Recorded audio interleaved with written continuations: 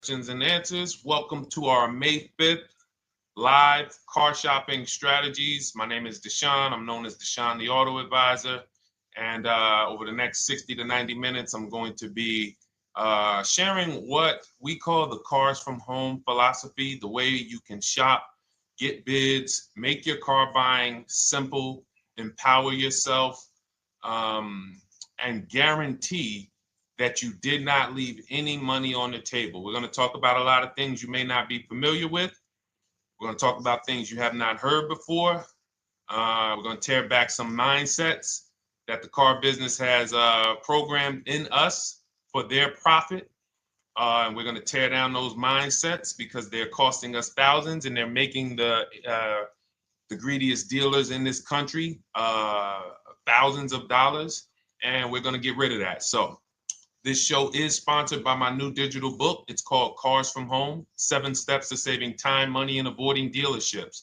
So I wrote that book to give you everything I know, everything I learned at Mercedes-Benz, at General Motors, running my own brokerage, and the hundreds of people, thousands now, that we've helped since 2021 to empower themselves in their car purchases. So part of my welcome offer to you is it's normally $97. You can get it for $24. That's my welcome offer for 30 minutes, anytime during the broadcast. As we go, you can get yours in my TikTok bio, in my Instagram bio, the YouTube comments, and the Facebook comments. It's a 75% off discount as part of my welcome offer for those of you who take action. And you'll have everything we teach here for the rest of your life. And you'll be able to move the same way you're going to hear me move and the way a lot of people I'm going to show you guys are moving. So no questions off limits. Feel free to start typing your questions. We are live on Instagram, TikTok. Hang on. I got Instagram up here. My man Dolan is moderating, so we're going to try to pull in every single one of your questions. Again, this is our May 5th live. We are live. It is Monday, so let's get to the questions. Okay, we got some coming in already on TikTok, Dolan. I see it is what it is. I'm just going to pull that one. I need to do one on shady mechanic shops. You should. If that's your area of expertise, the public needs to know from someone who's an insider what is going on in mechanic shops. I'm sure they get a lot of value. If you guys want, it is what it is to launch a channel teaching people how to avoid shady mechanic sites, type ones in the chat so he can know that he should go ahead and do that. Or she. I can't see if you're a man or woman. But let's get some questions going. Yasoy Tommy, I see you on TikTok. Interested in leasing, but I know I will go over the mileage. I drive a lot. Well, here's what you do. Give you an example. I'm leasing right now. I've never needed more than a 15,000 mile per year lease. So all of my leases have been 12,000 miles. I've never needed more than a 15,000 mile per year lease. Now, sometimes, that was because my family worked a little further from where we lived. We got a 15,000 mile per year lease, but most of the time I'm getting 12 because that's what I need. That's what I use. Now I'm paying $499 a month for this $55,000 Infinity truck. I got a 1% lease on it. I got my bids, the way we teach at Cars from Home. We're big on multiple offers. That's the only way you're going to save the big money and guarantee you got all the money is to get multiple bids. We teach you how to do that. You can do it by phone too. If you want to try to do it by phone, God bless you. We do it through email. We do it through emails and templates, and that's what we do. But I'm paying $499 a month for 12,000 miles. Now, let's just say I needed 15,000 miles. I would have bumped that lease up, and instead of $499, I'd be paying probably $30 more. So call it $530. Now, let's say I'm a high mileage driver at 20,000 miles. That instead of $530, I would probably be paying $620. And there I got my 20,000 miles per year. So the key is, and this is what you'll hear, people will blame the leases for not understanding that they choose the mileage. The mileage is not selected for you unless you go into a dealer and say, hey, work me up a lease. And then they're going to choose the mileage, probably give you 10,000 miles per year, and then try to close you on that. But that's not the way we shop. We're going to shop and we're going to adjust our miles based on what we need. So if I needed 20,000 miles per year, I would probably be paying $620 instead of $499. If I needed 25,000 miles per year, I would probably be paying $680. So I'm just paying, we get what we need and we enjoy our leases. because when we buy these cars and we drive ridiculous miles, we depreciate our cars, we destroy the value, and then we still have a loan on it in a lot of cases for a vehicle that we have destroyed the value in because we put 60,000 miles on it in 3 years. So our loan is moving very slow, but our vehicle's value is dropping through the ground very fast, which is typically how we end up with $15,000, $20,000, $25,000 in negative equity. I used to see it all the time in dealerships, especially when I was in when Uber took off. When Uber took off, year later, 2 years later, 3 years later, we had tons of people coming in with Hondas, coming in with various cars that had 200,000 miles on them, but they still had 3 and 4 year loans left. And, that's just a recipe for disaster. That's a recipe for disaster. So you should not be leasing, though, if you keep your cars 8 years. Some of you familiar with the 8-year rule, you understand. Everyone should not be leasing. I want to make that clear. Some people say, Deshone, you believe everyone should be leasing? No, I don't. If you are not keeping your cars 8 years, then you should be shopping for below market leases. Don't forget those 2 words, below market leases. Because if you're paying what everyone else is paying for their leases, it's not going to make sense. Some of these strategies are not going to make sense. You need to be getting below market leases. And the way we do that is to comparison shop, get multiple offers from dealers, have them compete for our business, and then we get these leases that no one else can get. Great question. So what if I go over 20,000 miles? What do you recommend doing? You choose your mileage wisely. In my book, I have a section called Choosing Your Mileage Wisely. The whole key with leasing is to scope out the mileage you're going to use, and that's what you shop for. If you know you're going to do 25,000 miles that year, you would do 25,000 miles on your lease. But you don't shop this way. We always shop with 12. A problem with leasing is once again, you go into the dealership, you say, work me up a lease. They're going to work you up what they want. They're going to say, hey, put 5,000 down. Who's had that happen? You go and you look for a lease and they tell you how much money you need to put down. Type me if you've had that happen. And again, welcome to everybody. This is our May 5th live. It's Monday, May 5th. Whether you're watching this today or you're watching this later today, because we will be rerunning this for those who couldn't make the show. Tell your friend they can catch it on our channels. But this is our live show. We're live every single Monday through Thursday at 12 noon. So you'll see people who will go and get blessed transition. You've had this happen. This is what you go in. They work you up a lease. Here, you need 3,000 down. Yeah, you need 3,000 plus your taxes and fees. What do you want to do? So that's them customizing our leases. We never want to do this. We want to customize our lease and run it like this, a template. All your leases you get with, ready? 12,000 miles per year. First month's payment only due at signing. That's it. 12,000 miles per year. First month's payment only due at signing. That is how you shop all of your lease offers, because this allows you to now use the 1% rule, which I didn't create. A lot of lease savvy people know about the 1% rule, where your MSRP, I'm going to just show an example of an MSRP, the price on the window sticker. Every lease is going to be brand new, guys, or either close to it. The price on the window sticker is the price we go by, the MSRP, and we're going to divide our monthly payment into the MSRP. And once we get that, the number, that's going to tell us if we got a 1% lease, if we got a 1.5% lease, if we got a 1.8% lease. And what we did was I created the 1.5% rule to know we were overpaying for leases. You don't have value when you lease something over 1.5%. But let's keep it to the point.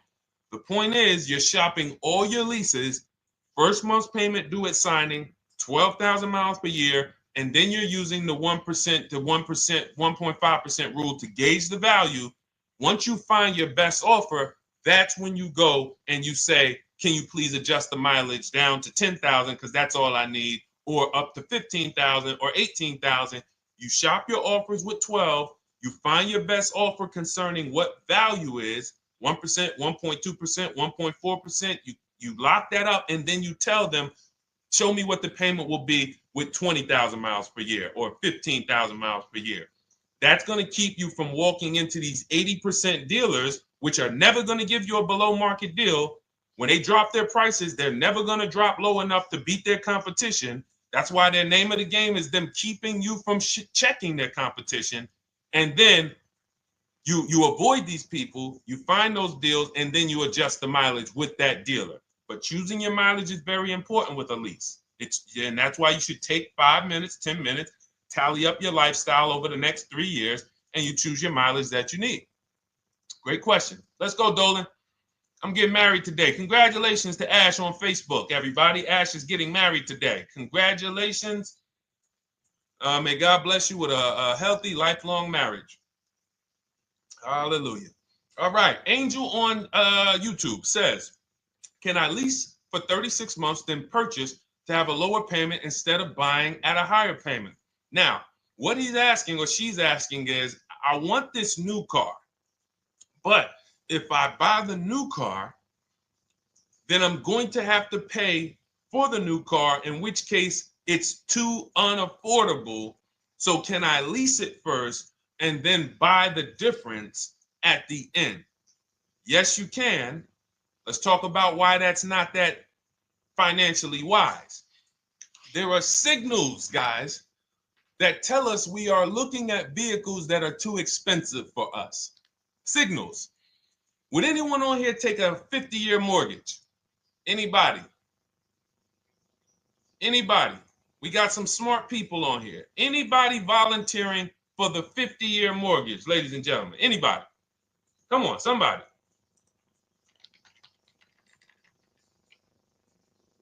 No, why not? Why not? Why is everybody saying no to the 50-year mortgage? Because we know it's ingrained in us that a 50-year mortgage on a house means we can't afford that house, right? Same thing with cars. There's signals. And so when we cannot finance a brand new car and it's affordable, what should we be doing? We should be going to get a pre-owned car. That's what we should be doing. So some of you have the luxury where you could afford both a new version of the car you want, and you can afford a pre-owned version, of course. So you might say, Deshone, I could afford both. I want this car, but I could afford, which one should I get, new or pre-owned? Thank you to the new gifter, Jeffrey Jones. Welcome. The Black King. Thank you so much. Gifter badges. Appreciate everyone who supports this broadcast. Thank you so much. You helped me to keep this information going. So what you're saying is, I could afford both. Which one should I get? In that case, it's a matter of your values. Do you want a brand new car? You want to treat yourself? You only get it every 10 years. So it's like, hey, I only get a new car every 10 years. I'm going to treat myself to a brand new one. Curtis Thomas, thank you for sharing. Or you might say, you know what? I want to go to value play. Even though I could afford a new one, I want to knock 20, 30, 40% off the price, and I want to get me a pre-owned version. So that's the people who could afford both. Some of you, you're like Angel, who like, I want this car, but I can't afford it new. In which case you go pre-owned, because you don't want to you don't want to lease a car 3 years, even if you get a below market lease deal, great lease payment, turn around and buy the difference, because you're typically going to need a 5 or 6 year loan for the difference. Once you get that 5 or 6 year loan, you add that to your 3 years that you leased the car, and you got 8 to 9 years of payments on the exact same car. 8 to 9 years of payments on the same car. This does not make financial sense to pay that long on a car. This is, you can't reach the reward stage where the car is paid off and you're putting money to the side for maintenance and repairs. You know, you got a paid off car, because the goal with purchasing is to get to that long-term ownership where the car is paid off. I don't owe anything on it. You know, I got a couple $100 I put to the side for maintenance and upkeep, but that's all. That car is paid off. I can keep that thing for 15 years. I can pass it down to my son, my daughter. We got an extra car in the family. That is the value of purchasing. So if you have a payment for 8 years on a car, you don't get to that stage. So that's why before I would ever recommend someone lease and then purchase the balance, I would recommend someone purchase a quality pre-owned car and get it at a below market price. Okay, does that make sense? Okay, everything that we're talking about, guys, is in my new digital book. It's called Cars from Home, 7 Steps to Saving Time, Money, and Avoiding Dealerships.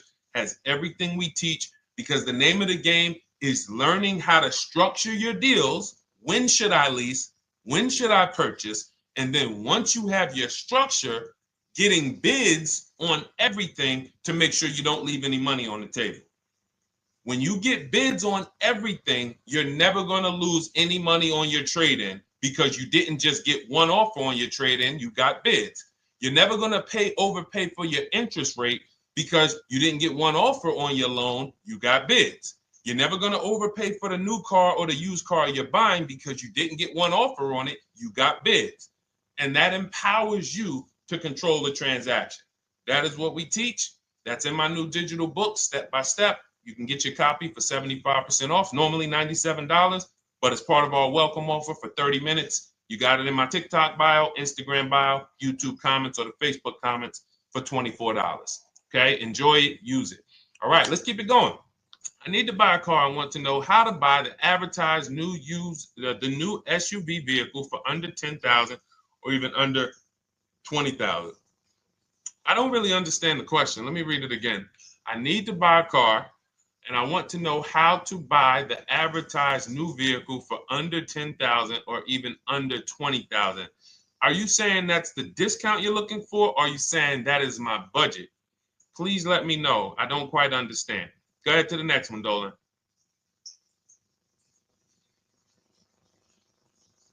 All right. If the Carfax report only has service maintenance, is it okay to purchase?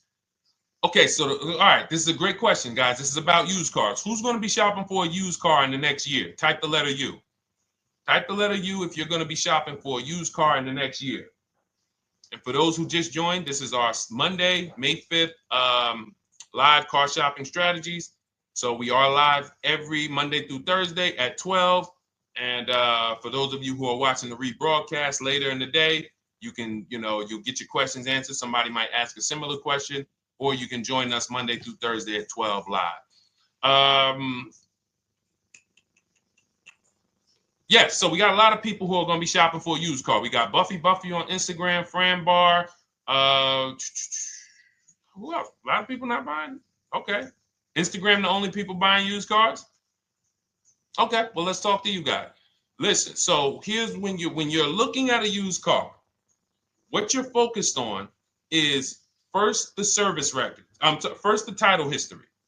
What is the title history? That means, is it a salvage car? Is it a frame damage car? Is it a now, well, let's start first. Where do we find these cars? Let's start there.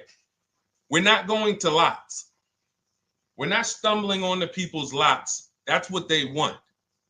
We do not want to go through our neighborhoods looking for used cars. Anybody who does not have a used car on a website, they're trying to take advantage of you, because that is unadvertised, that they don't want to be where the competition is. That is not the way we're going to move. And for years, it was like that. You drive past a dealership on the weekend, you see hey, oh, look, they got this nice yellow car, a nice big red car outside, and you just pull right in. That's 2005 stuff. Now, every used car, we need to be able to compare it to the whole market, which means we need to see it on a website, on a marketplace. So we're opening up, this is called my multiple marketplace strategy. We are opening up, and some of you are going to need a pen if you're going to really, or unless you're going to watch the rebroadcast, because I'm running stuff past you that, you're trying to buy a $30,000, $50,000, $100,000 car. We're not talking about how you're going to get a couple things from Amazon and, set up a little home studio for $2,000. We're talking about the second most expensive purchase most of you are going to make. So it's understand that you're going to need to focus in order to get the most out of what we're talking about. So we're going to go to the marketplaces. The marketplaces are Carvana. They sell their own inventory. CarMax, they sell their own used car inventory. Driveway, they sell their own used car inventory. We're going to go to now dealerships. AutoNation, they sell other people's, they sell their own. They buy and they relist it on their website. But then you have Car Gurus, you have Carfax, you have Kelly's Blue Book, no, not Kelly's Blue Book. You have Auto Trader, Car Gurus. So we're going to all these marketplaces, we open them right up in one tab. So now what we're doing is we're putting in our criteria, and what we want to do, we want to go 100 miles out. Even if you're not willing to drive 100 miles out, you want to see what the whole market looks like within 100 miles. So now, if you know what you can afford, then you can put in your price criteria. I have a tool that I created. It's called the Perfect Budget Calculator. Some people who have my book, you've used it, where you put in your down payment preferred, you put in your interest rate, you put in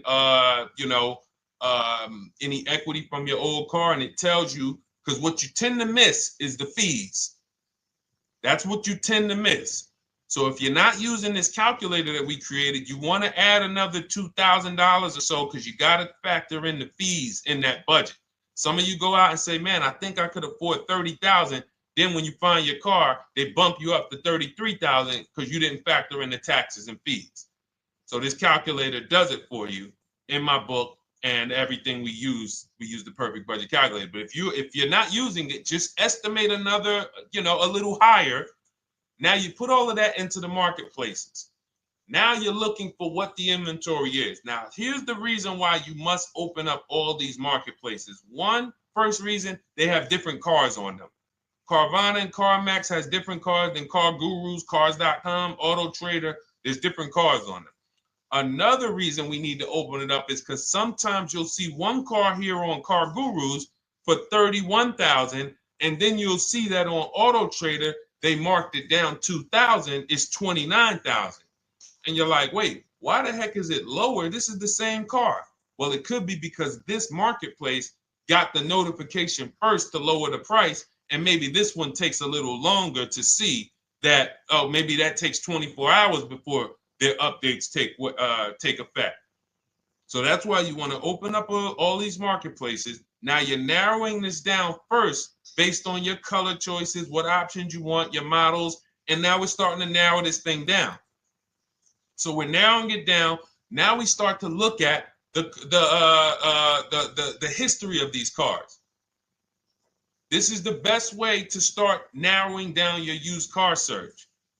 Let's now dive into the history. I need the Carfax. Now, some of these websites will give you a free Carfax. Some of them will try to make you buy a Carfax. Now, I'm going to give you one of the secret strategies that we've been using for years in my book, and I'll tell you it right now. It is how we get free Carfaxes, because when we get to most vehicles, you guys, for those of you who are just meeting me, I worked in Mercedes-Benz for 5 years and General Motors for 5 years, and I ran my own brokerage. I started it in 2016, and I ran that while I worked at the car dealership. So I have a lot of experience and have seen a lot, and that's why I'm able to teach these things. I also love numbers. But one of the things that I know is almost every dealership has a contract with Carfax. So every dealership, we pay Carfax already. So what we're able to do is when we list our inventory on our websites, we're able to list the Carfax with it. We're able to provide that free of charge. But when we pay Auto Trader or Cars.com or Car Gurus, we are not able to actually push our Carfax to that marketplace. But if you come to our website and you find the vehicle on our website, most times you will find the Carfax for free. That is what we have been doing for years. So that now we have the Carfax, because the Carfax is the only way we can see those service records right now, because we've already narrowed it down based on, first thing we're doing is we're looking at title history, frame damage, salvage title, rebuilt title, total loss. That's the type of vehicle. The next thing we're doing to narrow it down, which is where many of you get in trouble, is you're looking at the service records. Skipping service records, buying used cars without seeing service records is disaster. The biggest indicator on if a vehicle was taken care of is what is on those service records. And if you can't see those service records, then I would not buy the car. Somebody say, oh, I'm changing the oil myself. If you don't have proof that you have changed the oil yourself, I cannot see it. I cannot see that you have maintenance this car, and that's a turnoff for me. Because now when you drive that car a year later, 2 years later, things start happening. You have no one to blame but yourself. Now the regret kicks in. Man, I knew I shouldn't have got this. But chances are, if you find a quality vehicle and you see service records on that previous owner's report, that's going to lead to a quality experience. Okay, so that's pretty much how the initial part of our multiple marketplace strategy. As you can see, we have this to a science. Nothing that we're doing is by chance. Nothing we're doing is on a whim. That is it. But let's go to some more questions. And I think the biggest thing I want everyone to understand so far is that we don't wing anything in this process. There's nothing, everything that I'm teaching you is going to be out of our system. Now, some of you have different learning styles. So let's address this. Again, welcome to our May 5th, Monday, May 5th live. We're live Monday through Thursdays at 12 noon. And we rebroadcast this for those who couldn't make it. You can share this with your family. Tell them, hey, visit Deshone the Auto Advisor's channel. He did a great show earlier. He answered some questions that everyone had. You can watch the broadcast all through the rest of the day. Now, but we're live every week, but we're live right now. So now the biggest, some of your learning style is different. What we teach is we have the ultimate do-it-yourself guide. This book is rated 5 stars. Thank you to everyone who's rated it on Goodreads. Just pull it up right here. For those of you who are actually on Instagram or YouTube, TikTok, you won't be able to see this right now. But the book is rated 5 stars. We appreciate you. And this is the ultimate do-it-yourself guide, whether you're new cars, used cars, leases, bad credit, how to make banks bid for your financing, high mileage driving. It's all in there, step by step. And it's a digital book, so you don't have to wait for it. As soon as you get and hopefully you get there before the 30 minutes, so you get your copy for the $24 instead of the $97. That's our welcome offer. But that's your do-it-yourself guide. Some of you, you're a do-it-with-you person, and that's Shop with Deshone. You like videos instead of reading. You want coaching. You want support. You want a community. We have 1,600 people in our Facebook group. That's our Shop with Deshone. We've had 2,200, almost 2,300 people come before you. When you see me share people like Zafrina and like Melissa and Sheree, Ken, all of these people who are, they're showing their car deals that they got. Look, took me about 30 days. He went through, past Friday, locked down 2 vehicles, 2 Yukon 2025. Said he dropped he said, look, sold the BMW.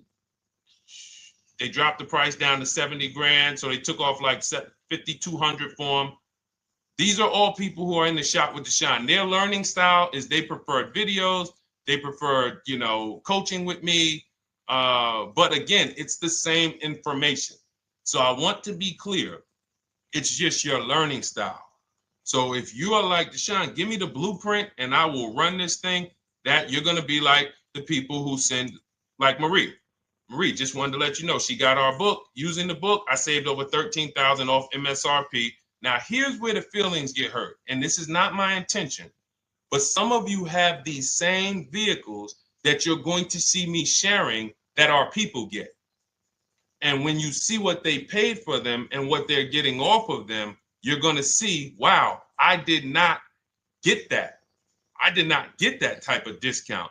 So all of you who have this 2025 GLC coupe fully loaded, she said they took $13,000 off MSRP. She got her bids from home, got my payment to be hundreds lower per month, maintenance included, no money down. We are masters at no money down deals. You should not be putting money into these cars unless you intend to keep them for 10 years and you got a great price already. You got a huge discount already. You should not be putting money into these cars. I have never done more than $1,500 out of my pocket for any lease. And when my car that I bought, I put money down on that because I bought it to keep it. But everything else, we are shopping with no money down. So you're going to see that a lot. So again, depending on your learning style, you can head to my bios and to the comment sections, open the Cars from Home Toolkit, Shop with Deshone might be right for you. I don't care how you get the information as long as you are saving the money. I don't care. If you could do it with a $24 book, do it with the book. I would rather you say, man, this guy Deshone helped me. I bought his book. I got it on the sale because he did the welcome offer for $24. And man, I done got 4, 5, 6 cars using this thing. And all I paid was $24. Congratulations. I will celebrate that. I wish that for everyone, but that's not everyone's learning style. So, okay, Dolan, let's keep it going. I'm sure we got a lot more questions coming in. Molly from Facebook, great to see you. Needed to be here. I'm glad. I just ordered a new vehicle last week, expected to arrive in 3 months. I need a breakdown of how to get out if the options they want, get out of the options they want to the MSRP. Well, first of all, what you want to do is you want to get bids now. You do not want to wait. For those of you, she's ordered a car. She's scheduled to be here in 3 months, and she has not locked in her pricing. Now, the reason when we order a car, we are always getting our bids first because the closer your car comes to arrival, the less leverage you have. They know once that car comes in there, she's been waiting for 3 months. She is not going to want to walk away from this car. She is not going to want to do this all over again. And they're going to probably take a shot and say, or if you look for a discount at that point, you probably are going to be like, no, I'm sorry, we can't give it to you. So what we're going to do is we have to now send that request out. Now, there's 2 ways for you guys to do this, whether you're leasing or purchasing new cars. 2 ways for you to do this. You can do it your way, which is calling around. Calling around, not going into dealers, calling around, ask for sales managers, try to get yourself at least 5 offers. Because the only way you're going to see how overpriced the offers are is to actually get multiple offers. So I'll give you an example. I'm showing you guys on the screen what a market report looks like. So we also have a division. We shop for people's new cars and their leases if they have good credit. So when you see, oh, I tried to pull it up. It's not loading. So what you're going to see, and some of you who've used our stuff, you can testify to this. There is a huge spread between the best price and the worst price. Huge spread. So in order for you to know you actually got the best price, you need to see 4 other offers that are higher. I'm going to say that again. Thank you to all the gifters on TikTok. Thank you, Jeffrey Jones. Appreciate it. You need to see other offers that are higher. So let's go back to my car. This dealer who won the bid for my Infinity truck saved me over $8,000. Now, he said to me when I was making the deal with him, he said he knew that I was not going to find a better offer because he had used a special coupon he had to apply towards the deal. He needed the deal that month, and that's why he won the bid. So he's able to take off $8,000. If I was purchasing, I would have got $8,000 off the price. But I leased it, so my lease payment was $499 a month with $1,270 down total. And $1,270, $499 of that was my first payment. So every other offer that I got, 560, 605, 640, 700, 750. That's how you know you did it right. If you don't have a bunch of the 80%, we call them. This is the 80%. Some of you have heard me say we don't negotiate with dealers with fake fees. It's a losing battle because even when they take off all the fees, they're still super high. I'm going back and forth by email. So if you're using what we teach, you're taking minutes out of your day. You're going back and forth with email. We close deals in 60 to 90 minutes. I'm not inviting anyone to car college. 60 to 90 minutes of emails back and forth. Next thing you know, we're closing a deal. But you're going to see, even after back and forth and telling the dealers through email, you can do it by phone. Hey, I'm shopping other dealers. Please make me your best offer. I have all the templates written. So when you're using our stuff, you don't even have to wonder what you're going to say. You just copy and paste our template. But even after that, you're going to see, wait, these people are still giving me super high prices, even though I told them I'm shopping, even though I told them I'm serious, I could buy the car right now, even though I gave them every single thing I need to give them to get an offer, they're still $150 a month higher than my best offer. That's going to prove to you that they are the 80%. They are not coming down. When they say this is our best deal to their customers walking inside, they're not lying. It is their best deal. It is not the best deal. It is their best deal. Their competition's best deal will blow their best deal away. And the only way you do that is by getting bids. So that's what you need to do, Molly. Take exactly what you're looking for. If you want to call around, call some sales managers and say, hey, listen, this is what I'm looking for. I put in an order, but I'm not dead set on the price yet. Haven't really gotten, I want someone to lock in a price for me. And hopefully you're purchasing, because if you're leasing, it's tough, because once that lease comes in, you do not know what the lease program is going to be. So if the lease program is bad, then you could find yourself jammed up. Now, here's what we try to do to prevent that. It's not always possible. Here's what we try to do.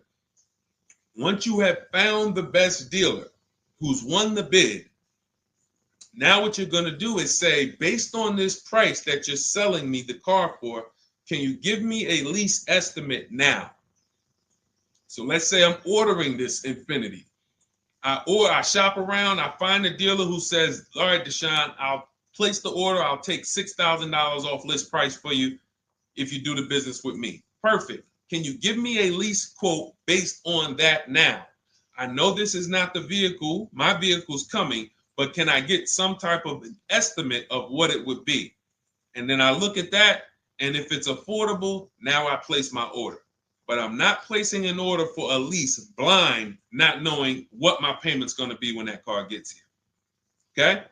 Does that make sense?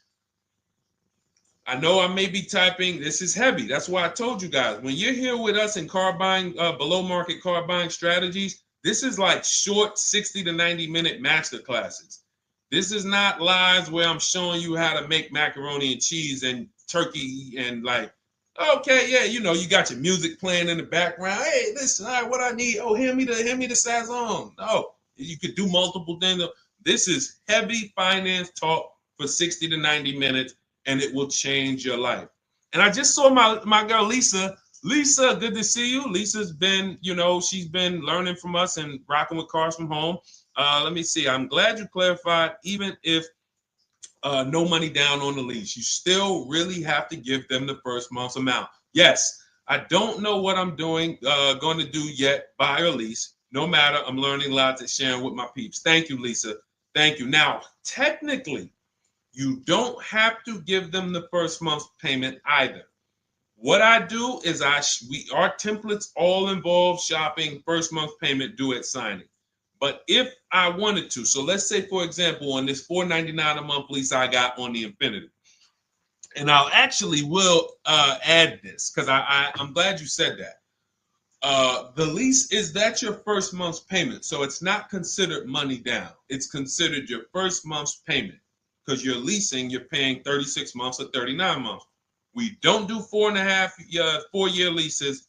We don't even do 3.5-year leases in most cases. We're not doing it. It's 36 months, 39 months. And if they have a really, really good program for 2 years, they will tell us about it.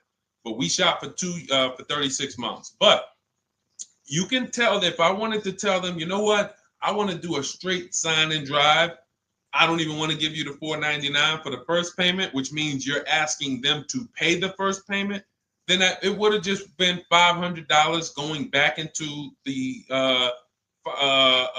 cap cost, which would raise the payment probably with interest and taxes, maybe 15, 17 bucks, something like that.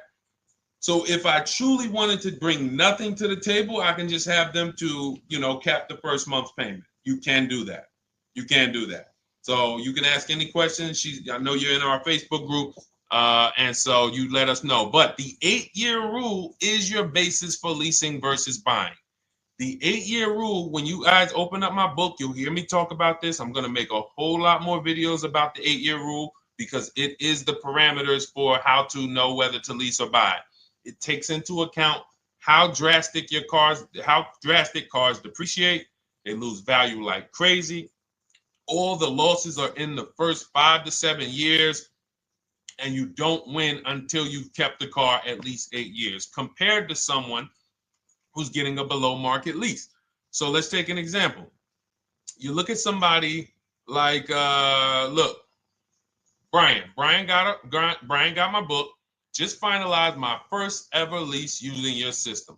2025 HRV Sport all-wheel drive, $30,000, $505 MSRP. So this is a $31,000 vehicle almost, and he got it for $395 a month, which is a 1.2% lease, no money down.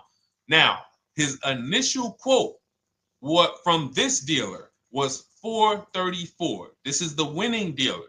But in my book and in our systems, we have a counter offer calculator where we put all the offers we get into the calculator, and then it calculates the best offer and it tells us what to counter.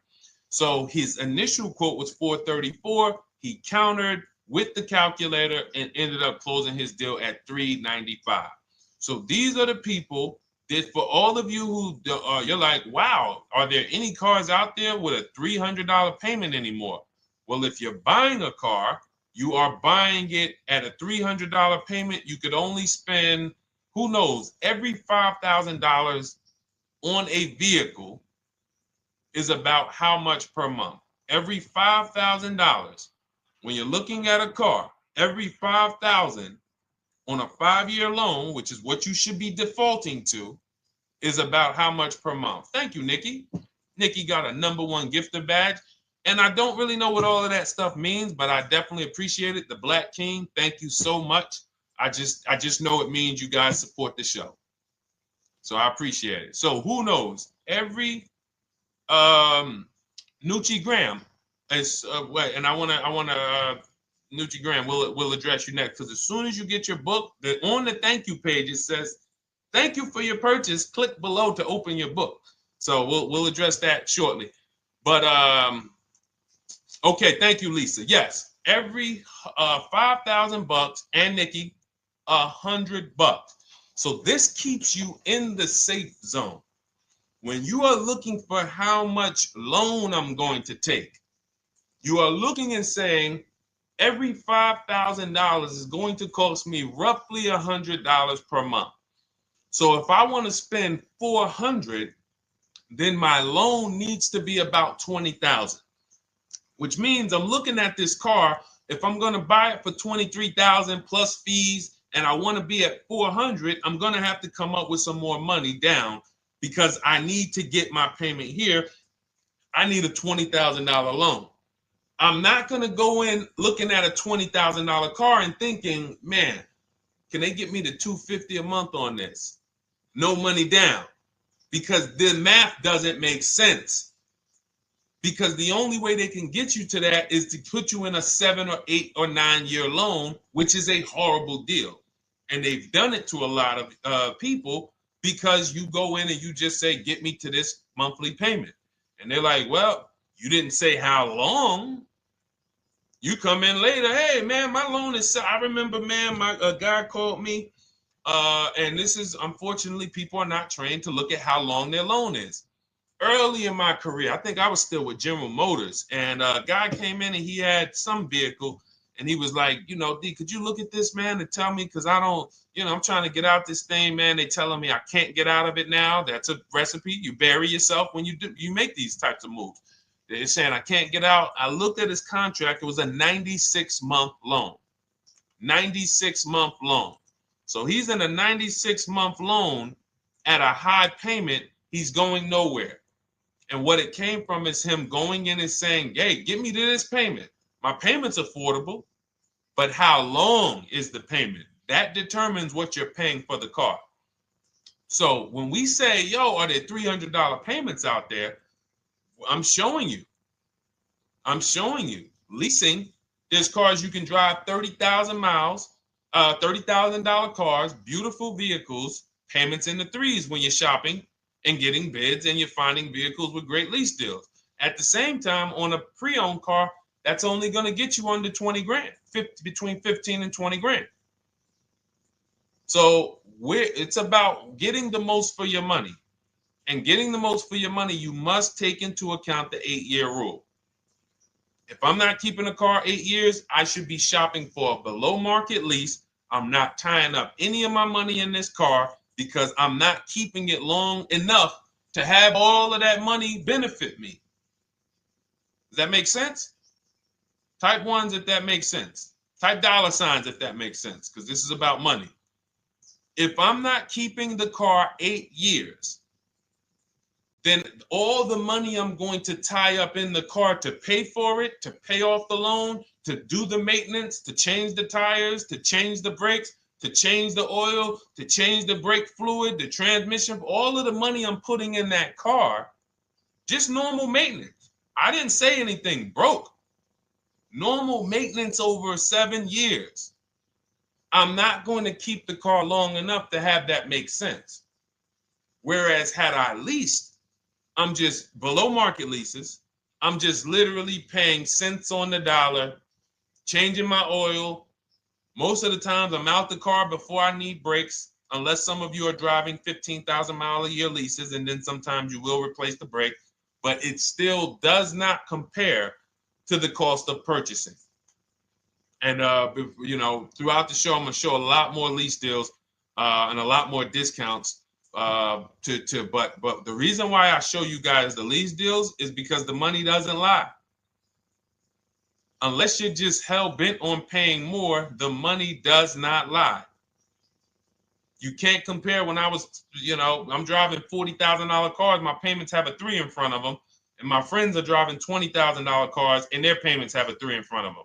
And those cars are used, need maintenance, you know, warranties done ran out after 4 years. I'm over here driving brand new cars, problem free, and they're paying the same amount or more than me, and they're driving inferior products. And then once they really get tired of the car, they go ahead and they trade it in and they start the process all over again. So it's bad financial advice that the car business never trained on, and they just love for people to be ignorant. But we're not going to be ignorant here. All right, Dolan, let's keep it going. By the way, all of you who just joined, this is our Monday, May 5th live. We are live every Monday through Thursday at noon. So for those of you who may be watching the rebroadcast, we rebroadcast the show all through the day.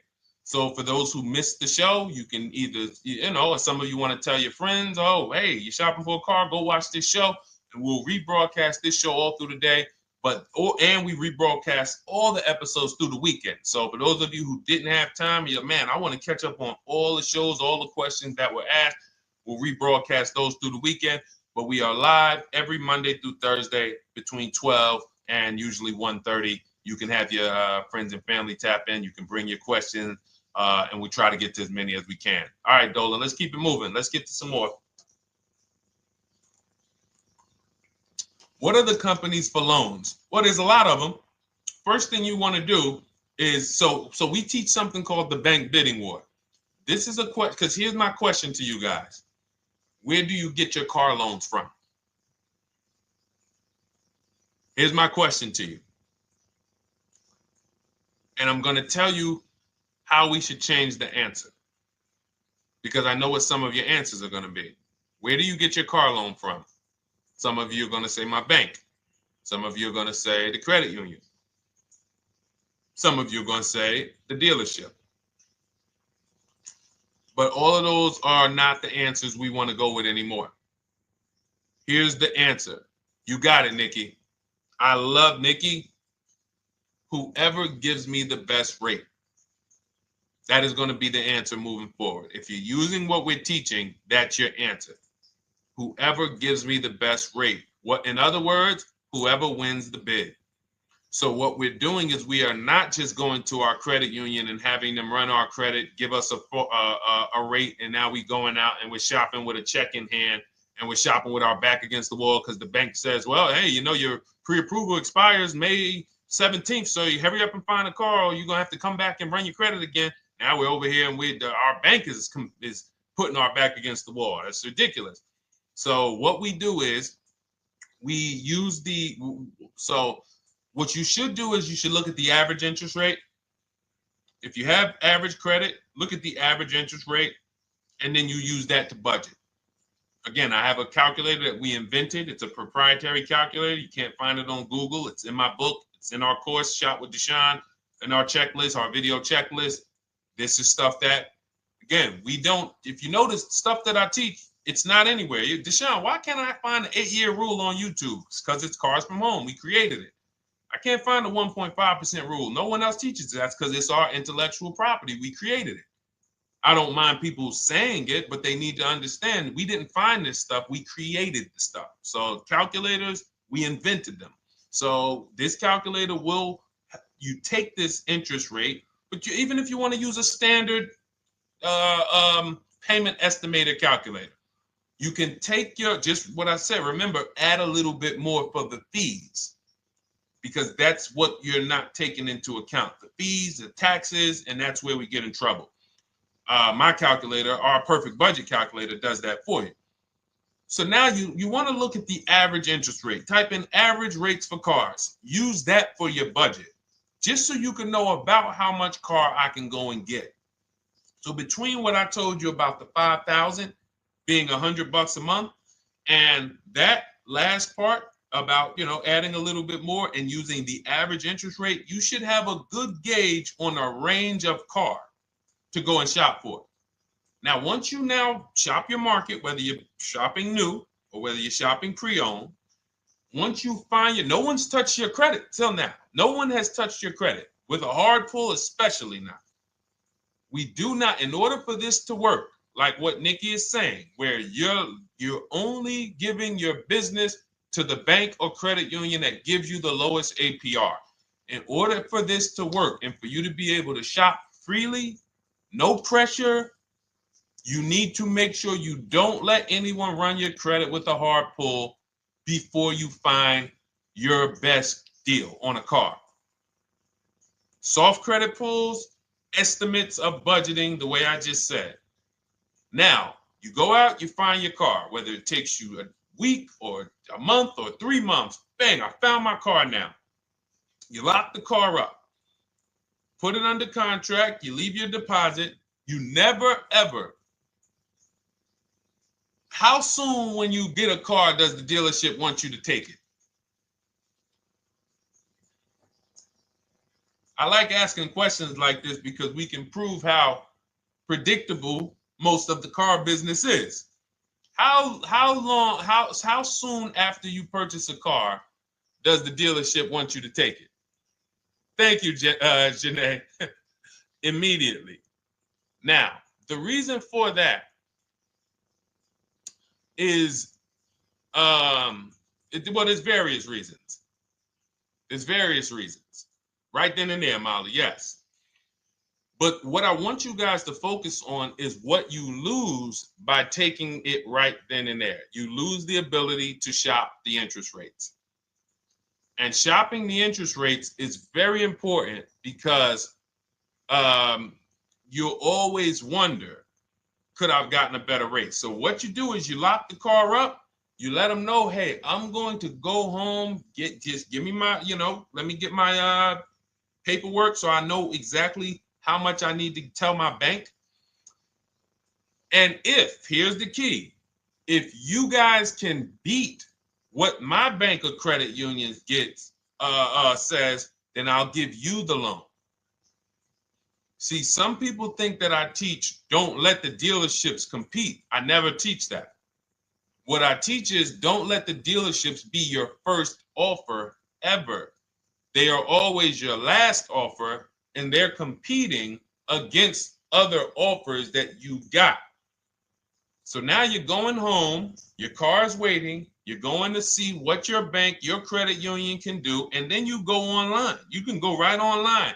Auto loans online, auto financing online.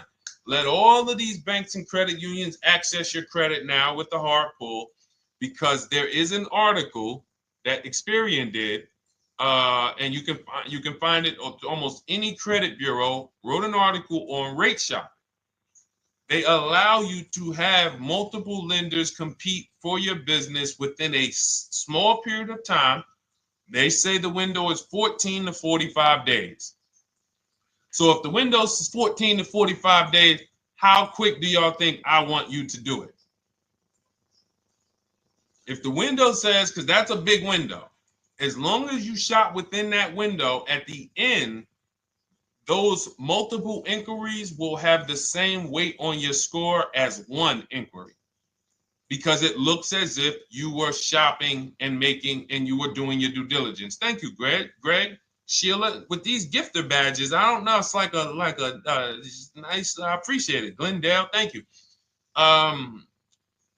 So with these, when these banks are competing, what you're trying to do is say, everyone here on my end, we call this the bank bidding war. This is round two. Round two is you are bringing your car home. I'm sorry, you are at home. You're going online. You're calling your bank. You're calling your credit union. If you have one, you're going online.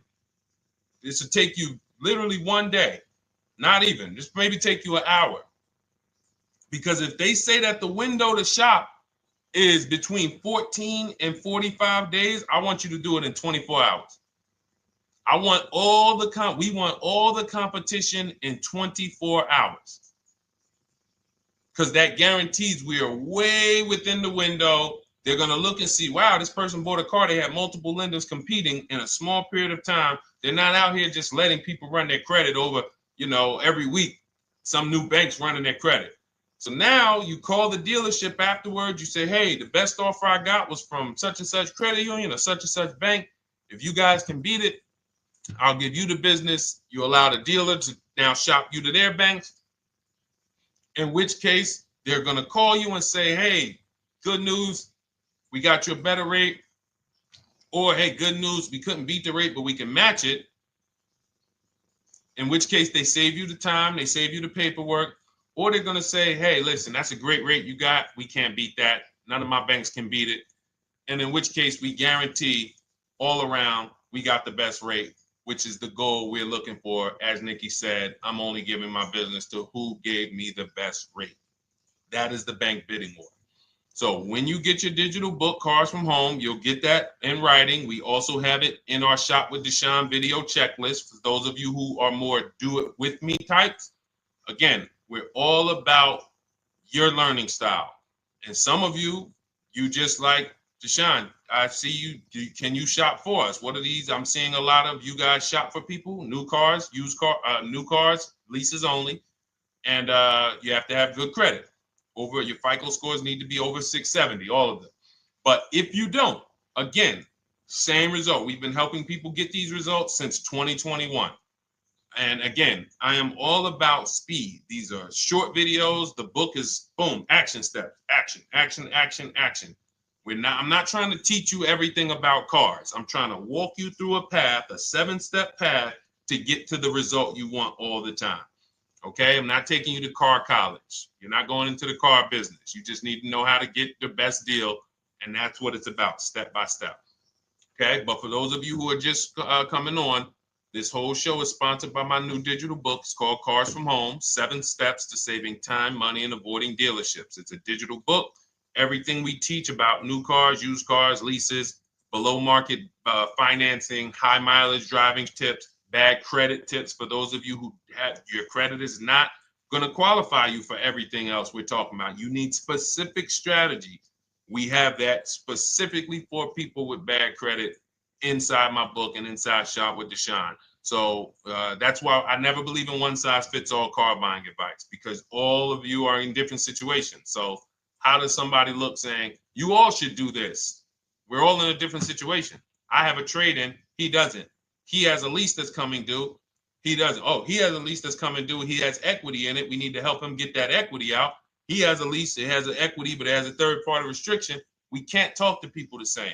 That's why everything we do is custom and letting you know, no matter what your situation is, it's very common to us. Very, very common. So, all right, let's keep it going. We got some more time, Dolan. Pull them up. More questions. All right, yeah, I see we got a couple more coming in on TikTok. How do I get the book? Well, the book is in my TikTok bio. In my Instagram bio, there's a website there. It's Cars from Home Toolkit. And then you'll see the welcome special for $24. So the book is normally $97, but as part of our welcome special, you got 30 minutes to get yours for $24. So you won't pay the $94. You get 75% off. We also have a link for you guys on Facebook and YouTube in the comment section so you can get your copy. And if you're going to spend a couple more minutes with us, I would appreciate if you share the broadcast with one person that you care about, so that can help. We can help get this information out, and we can help change lives. If you didn't receive your ebook, well, first of all, as soon as you purchase your book, you're going to see a thank you page. It says, thank you, screenshot this page. And then it says below, click the link below to open your book. So you actually get the link to open it as soon as you make the purchase. And then I say, I also emailed you a copy. So sometimes people type their email in, one letter's wrong. Obviously, we can't send a book to an incorrect email, which is why I have my support team's email right on there, so that if you don't see that book within 5 to 10 minutes, you email my support team, hey, I didn't get the book. They'll get you the book right away. So as you can see, I want you to, Dolan, can you put up, do we have anywhere with, we can put up the support team's email for this person? And just send an email to support. There you go. Thank you so much. Support at Deshone the Auto Advisor. Thank you, Dolan. Best moderator in the world. All right, so shoot them an email. Just let them know. Give them your first and last name, and they'll check the record, make sure that we have a purchase from you, and they'll send you your book right away, so you can dig right into it. Okay? All right, let's keep it. We work with clients all around the country. What I'll start doing, I wanted to bring some on here today, but I can't load them up. The system is showing an error. So I got a lot of people. I always bring tests. I always like to show results. So, you know, I'm a results person. So you'll see a lot of people that I share. Brian, who has our book, and, you know, his lease, Marie with her $13,000 off. All of these people made deals from home. They were not in a dealership negotiating this. You got, look, Frank, I bought your book, used your system, and just closed my deal and have positive results to report. I love when y'all email me, by the way. Like, please continue to do this. A caveat is I wanted a just released 2026 Genesis G70 Advanced, and there are no incentives. I could have gotten incentives on the 2025. However, I wanted the 2026, and I was willing to pay. So even with high demand cars, even with cars that are rare, this is the situation. I reached out to 20 dealers and I received 9 offers for 36 months, 12,000 miles on a $58,000 MSRP. The initial offers range from $1049 to $901 with everything in between. I counter offered using the calculator that we have and closed the deal at $815 on a $58,000 MSRP. That's a 1.4% deal.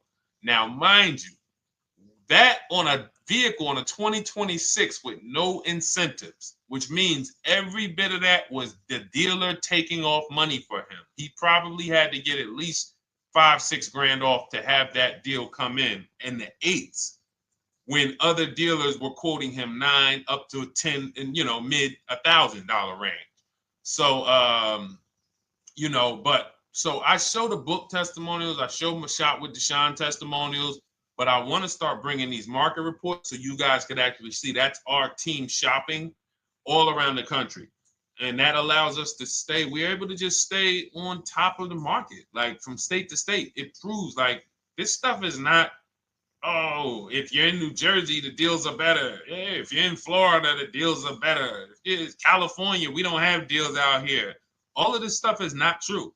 And thank God we have people using the Cars from Home systems, be it by book or be it by our video checklist, or be it us shopping for people all around the country where we can tell you beyond a shadow of a doubt. I can show you market reports from Texas, from Oklahoma, from South Dakota. We did a deal for a Mazda, a South Dakota deal, Nebraska, California, Florida, Georgia. We're shopping for people all around the country. And there's great deals everywhere in the country when you know how to make dealers bid. Because you're always going to find that 20% dealer who just wants to beat their competition. They're the best in the region. And you got to go out to find them. You got to have a system to find them. Because most of the dealers are not them. Most of the dealers are the 80%. That's just the way it works. It's a numbers game. And the 80% are very expensive. And when you walk into the 80%, they'll go down. You're like, oh man, all right, can you take off? Can you get me down? Like, yeah, man, you're like $150 a month higher than where I could be, my max. And they go back and forth. You're like, man, I could take off $50 a month. Ah, man, that's the best you could do. And then next thing you know, you get down to 100. Yeah, all right, we'll take off $100 a month. And you're like, all right, I guess I'll take that. You don't realize that a 20% dealer, not only were they nowhere near your max budget, they were $100 less than your max. You're talking to the 80%. The 80%, when they come down, they're still here. The 20% are here. So you're over here with an 80% dealer walking into these dealers. 8 out of 10 dealers over here are 80% dealers. So y'all talking them down like this, and y'all thinking we winning. Oh, I talked them down to this. Meanwhile, the 20% dealers are here. 20% dealers will launch a bid. We gotta cut. Oh man, if this thing wasn't broken, tomorrow's show, I'm gonna bring on a lot more market reports. We got dealers who come right out. We getting offers 700, 790, 820. Dealer come right out 650. Boom, blow everybody away. Like, oh, let's go. We got a winner. Looks like we got a winner here. That's it. And then it becomes fun. As you can see, this is fun for us. When you change the way we shop, you shop and you start to you're going to be the prize. You're going to be the prize. So anyway, let's keep it moving. For those of you who have gotten your book, I look forward to you using it, empowering yourself, having these same results. For those who didn't know about the book, it is a digital book. You can get your copy for 75% off for 30 minutes in my TikTok bio, my Instagram bio, the YouTube comments, and the Facebook comment. And for those of you who've been on and you still don't quite trust us, you want to get started with maybe some free advice, go grab our cheat sheets. We have our free cheat sheets in my Cars from Home toolkit, totally free. Test us. Look at the cheat sheets, look at the strategies, look at the emails I'm going to send, guiding. Like I don't play around. So if you want to just say, test out, let me hear some free advice, start with our cheat sheets. All right. Yes, I'd actually answered that when I read that comment, Dolan, on TikTok about do we work with clients in New Jersey and New York? Well, yes. When it comes to shopping done for you, if you open the Cars from Home toolkit and you're like, Deshone, I just want to relax at home. You guys go shop the market for me. If you have good credit, FICO scores over 670, and you have and you're shopping for a new car or a lease, you can book a call with us and we can see if we can help you. Book a 10-minute call. It's free. And we can see if we can help you. Is it best to lease a car if you're currently underwater? Ooh, if I was underwater right now, let's just say I have 15,000 negative equity. I made a bad deal during the pandemic. I'm upside down and I'm like, man, I got to get out of this car. But and first of all, I know I should be leasing because now we know the 8-year rule. The 8-year rule says if we're not buying our cars to keep them at least 8 years, we should be shopping for below market leases. We're going to pay a lot less money. Below market leases, not normal leases. Very important. So what I'm going to do is I'm going to actually right now look for an electric vehicle that I could lease because some electric vehicles right now, we're getting under 1%. We're getting 0.88% leases. We're getting 0.79% leases, because if you do your bidding, you're going to see. Now, again, if you want to call around for your multiple offers, you can do that. I'd rather you call around than to do what you've been doing. I'd rather you, with your new cars and your leases, call around before you walk. That's better than what you've been doing. But if you're like, Deshone, I don't want to talk. I don't want to wonder what I'm going to say. I just want to copy and paste. That's the Cars from Home way.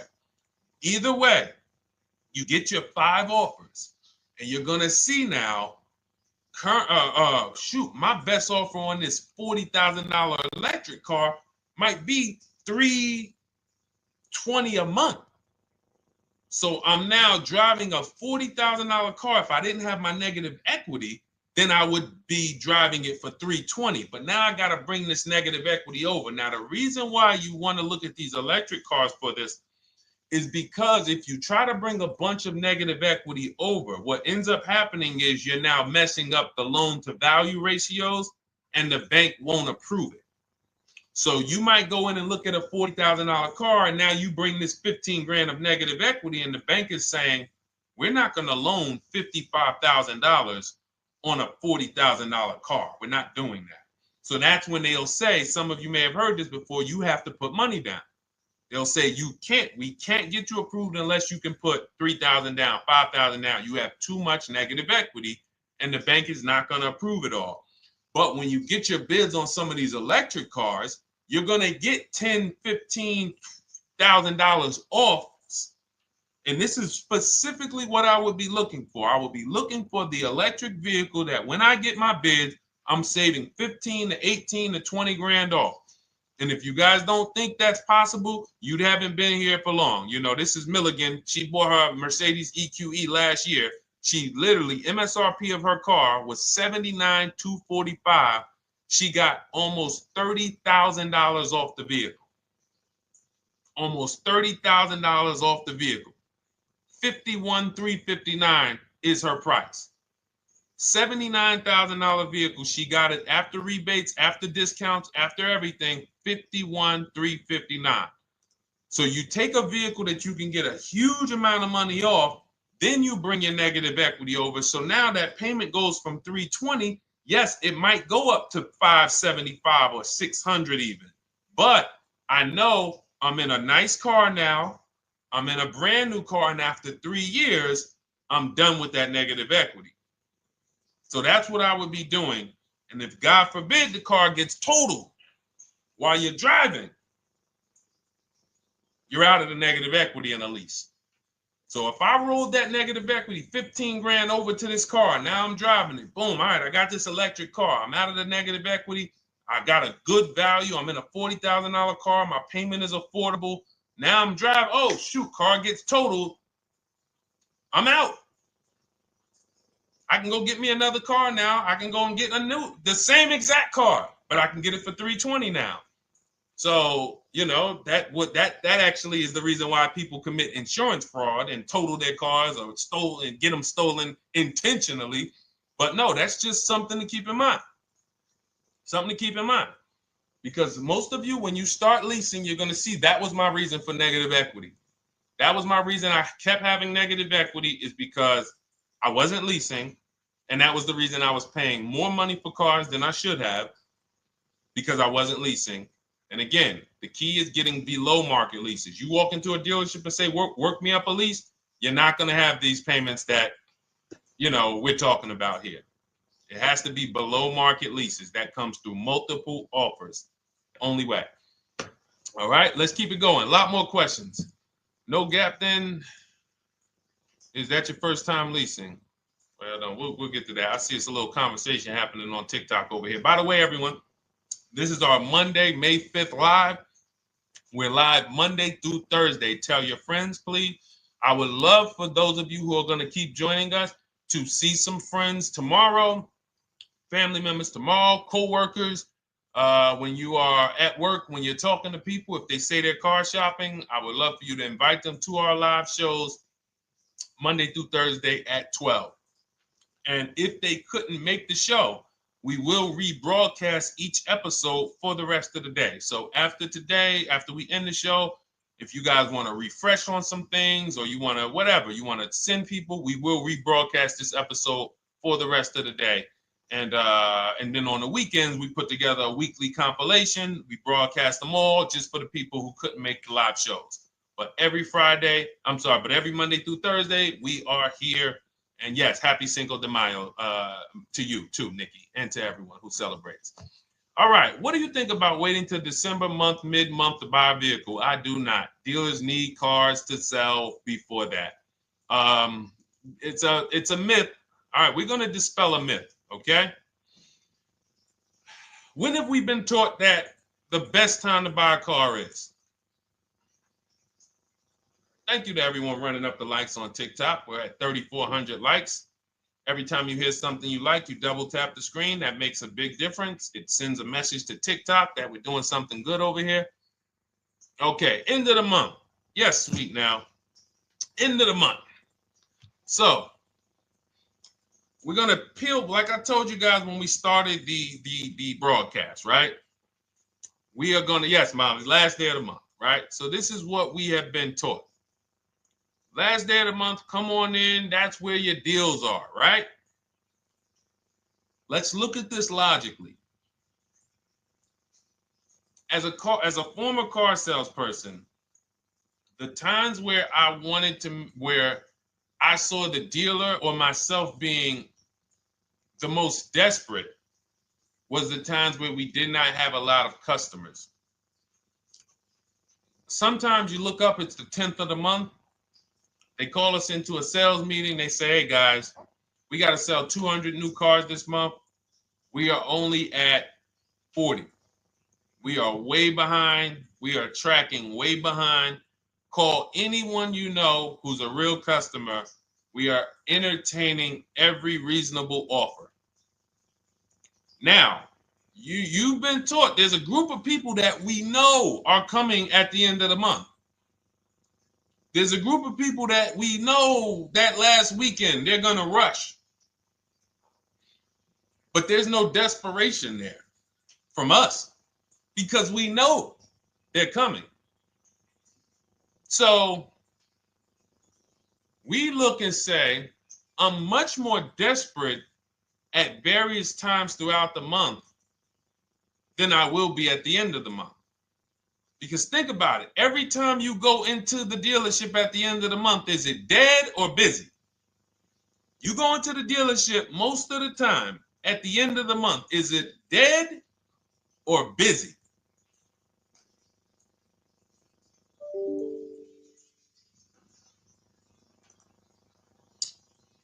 Thank you. It's a zoo. It's a zoo. Customers everywhere. That means all the car salesmen are not worried about making a deal. In fact, they're looking at you and saying, hey, Molly, thank you. Listen, I know the payment's $780 a month. I know you said you wanted to be at $499, but we've been going back and forth. Can you work your way up, get closer to the $780? Because they know now we can take a shot. Because we have some other customers behind you, Molly. Did you see the people walking out? These people just walked out. They're mad. We don't have enough salesmen here. We got people waiting 40 minutes to speak with somebody. Do you think you're getting the best deal when that's the energy? Yes or no? Let's just be honest here. See, you might forget some of the lessons that we teach if you don't have our books and if you're not in our video checklist and coaching. You might forget some of the lessons, but hopefully you won't forget the stories. So you walk in the dealership at the end of the month, the place is a zoo. It's people everywhere. They're ringing bells. They got the big clown, donuts around. Hey, you want a donut? Do we think there's desperation? Thank you, Sheila. Thank you, Molly. There's no desperation here. And they don't magically wait till the end of every month to hit their numbers. Some dealers hit their numbers at the 25th of the month. Numbers are hit. We still got people coming in end of the month. So What we want to do to answer the question is we want to be positioned. What I like you to do, for those of you who are in an emergency situation, you need a car in a week, in 2 weeks, that's fine. Everything we teach can guide you. We've had people who got their cars in 3 days. Like that's not something that is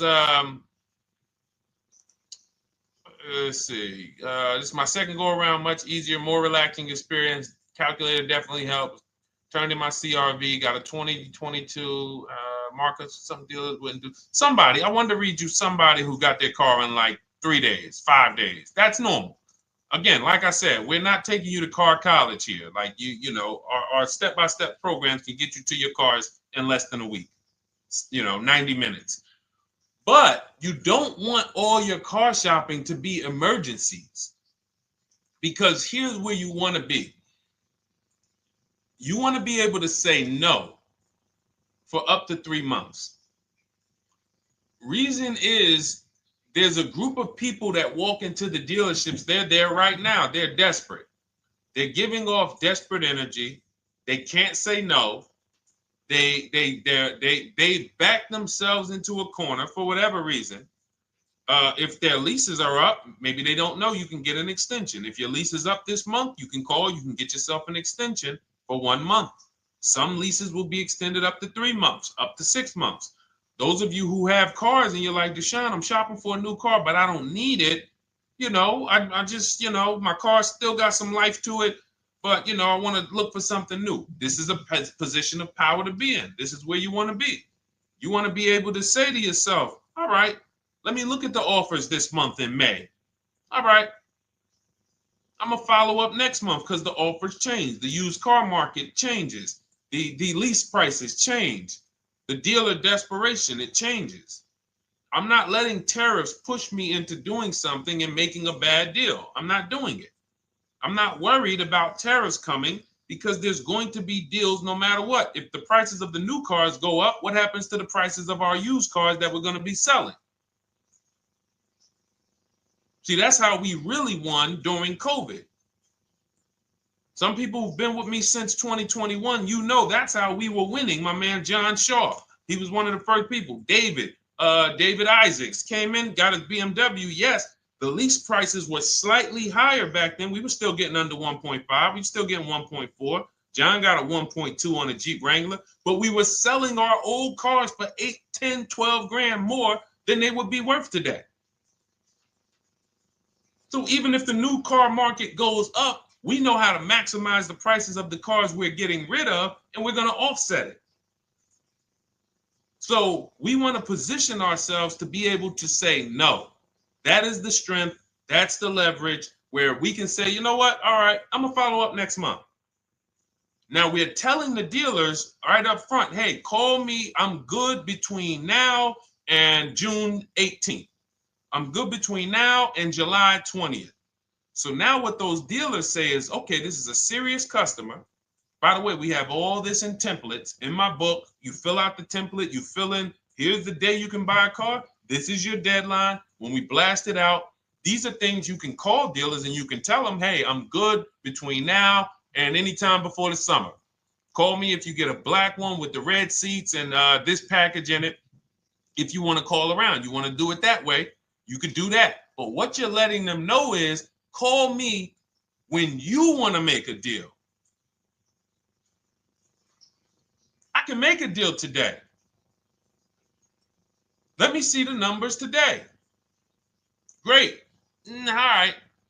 If sometimes you'll see that a car is a little bit out of the range we want it to be in, you might say, man, I'm looking for it to be around, 505. This thing's coming in about 550. Okay, maybe I'll check next month, see if the program gets better. You might say, all right, dealers are saying to some of you shopping for cars that maybe every dealer is not going to have it. When you reach out to the dealers, only 5, 6 dealers have it. But they say, hey, I got something coming in May. I got something coming end of May, June. Is that good for you? See, they're desperate customers. They can't say yes to that because they back themselves into a corner. But you guys now operating with a 90-day shopping cycle. If a deal comes today, I'm jumping on it. But if you got something coming next month, I'm jumping on that. Call me when you're desperate. Call me when y'all have that meeting. Hey guys, we're way behind. Listen, we need a deal. I'll take any deal right now. Hey, is that person that Sheila McCauley, you know, that last month, her number, we couldn't make that deal last month. Did she get a call yet? Hey Sheila, did you get a call yet? No, I'm still waiting. Okay, great. We can get to your number now. Perfect. Thank you. Positioned. So we want you to be positioned when you use what we teach, whether it's the Cars from Home digital book, whether it's the Shop with Deshone. For those of you who are like, Deshone, let's do this together. I want the checklist videos. I want coaching. I want to be able to pop into the Facebook group, ask around. We can't give you that for $24. No author can give you the support. I got tons of books. Dare to Be a Man, In His Steps, Tony Robbins' book. None of these authors can give me support for the price I paid for their book. That just can't happen. But some of you are like, you know what? This is a big investment. I want to make sure I have access to, you know, systems for life. That's the Shop with Deshone done for you video checklist. And then you got coaching direct with me in our Zoom calls every second and first and third Wednesday. Twice a month we do. And then we got our private Facebook group with 1,600 people. And then some of them are sharp as me. I'm telling you, let's look at, you know, y'all know I brag about Rosalie. If you like Rosalie, if girl got 4 cars in within a year, you know. Her first car was the Infinity. She got her Infinity truck. And I was sharing her a lot last year when she got her Infinity QX60, but she recently shared that she got 3 vehicles. And hold on, where is she at? I just had her up. So this is the people that's in the group. Like, look, 3 vehicles. Big shout out to Deshone the Auto Advisor for making these incredible deals happen. 3 new leases for my sons with only first month's payment down. She got a Nissan Rogue, almost $37,000 vehicle, $399 a month, no money down. Mazda CX-30 Sport, $28,000 vehicle, $28,300, $339 a month. That's a 1.2% lease. And she got a Mazda CX-50 Premium Plus, $40,400 vehicle, $420 a month. 2 1% leases and a 1.2% lease. And the cherry on top, she says, I sold 2 leases. Some of you don't even know you could sell a lease. She said, I sold 2 leases. She had equity. Now, not every lease has equity. But if 8 out of 10 leases don't have equity, then 2 out of 10 do. So if you've just been dropping your leases off at the dealership, hey, here's my old lease. Let me get the new one. Hey, here's my old lease. And you have not assessed the equity. Could there be equity in it? Imagine how much money you've left on the table. Imagine how much, wow, I didn't even know you could sell leases. She sold 2 leases, 2 2021 Elantras, walked away with $6,737 in equity. Deshone, I could not have done this without you. Your program is a game changer. So this is what we want. We want empowered car shoppers. We want people who are not intimidated.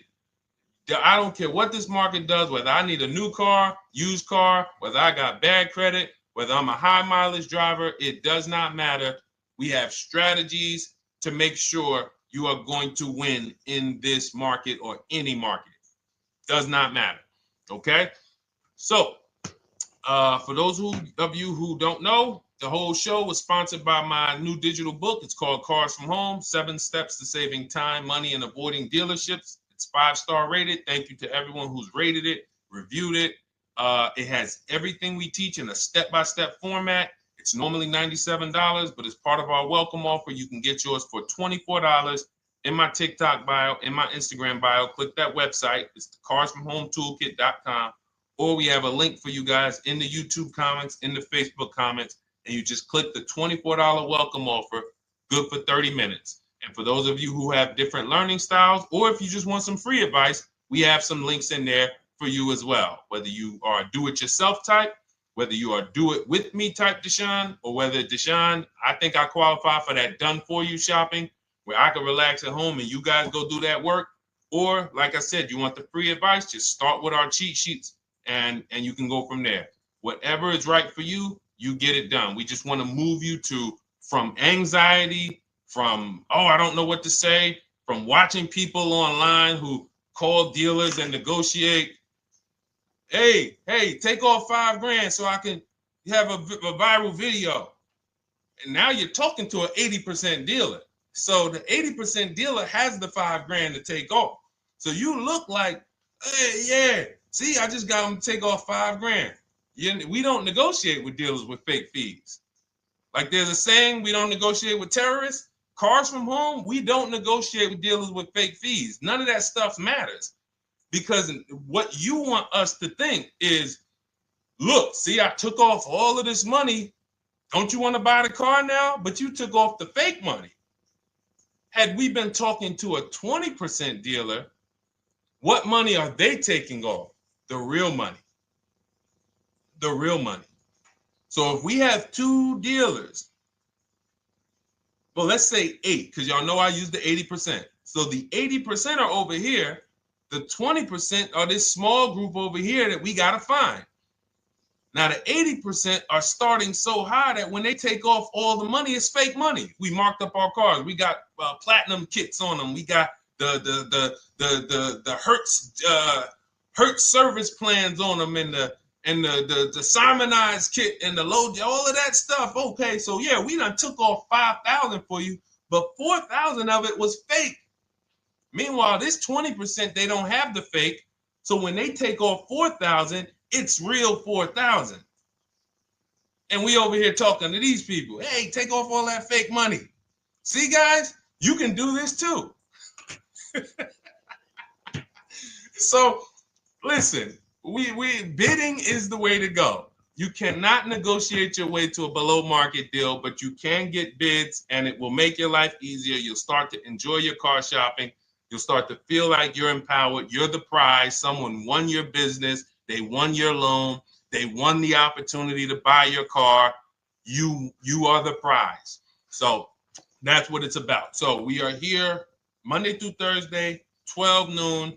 Make sure you meet us live or tell your friends and family who are shopping, hey, hop on this show. We're live on TikTok, Instagram, Facebook, and YouTube. But we will broadcast the show for the rest of the day.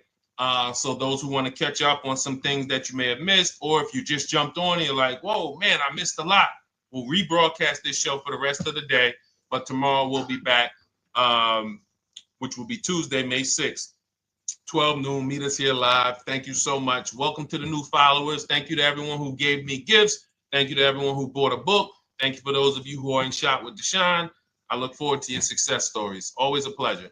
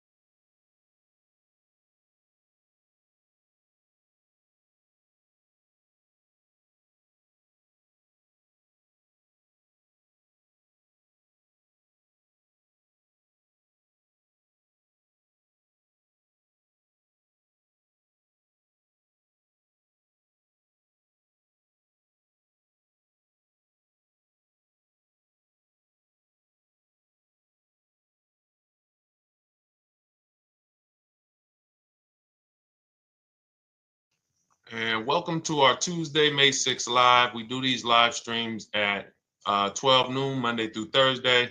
I am your host, Deshone the Auto Advisor. And for those of you who've never met me, I have devoted the last 4 years to teaching people how to get the best deals on cars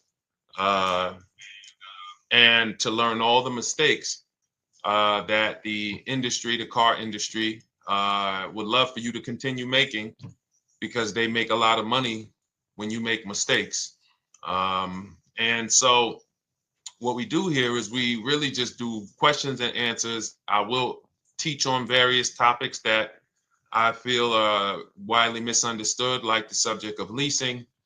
And some of you who are new here, if you've never been here before, could you type a 1 in the chat if this is your first time on a stream? We do these streams about 60 to 90 minutes. And if you're going to get the most out of them, we just ask that you lock in, that you focus, because we will be talking about $1,000 mistakes. Nothing here that we'll be talking about over the next 60 to 90 minutes is hundreds of dollars. I'm not looking to, have you spend some time with me on a Tuesday to talk about how to save hundreds of dollars. No offense, I'm sure that's important to some people, but we are here to talk about things that are affecting your bank account by the thousands every year. And so if you got some time, I would love for you to hit the like button, like wherever you are, and let's just tap in. You can start to type your questions. This whole stream is sponsored by my new digital book. It's called Cars from Home, 7 Steps to Saving Time, Money, and Avoiding Dealerships. It's a digital book. It's 5-star rated. Thank you to everyone who's rated the book and reviewed it. And it's normally $97, but for the next 30 minutes while you're watching, you can grab your copy for 75% off. That's our welcome offer. We always like to reward people for taking action. So you can get your copy for $24 instead of $97. And you can just head to my TikTok bio. You won't leave the show. My Instagram bio, the Facebook comments, or the YouTube comments, and use that link to get your welcome offer, and you'll have everything we teach. So as we go through this for the next 60 to 90 minutes, if you're like, whoa, Deshone, this is a lot. Wow, this is a lot. You can grab the book and make sure you have everything that I teach and everything in a step-by-step format.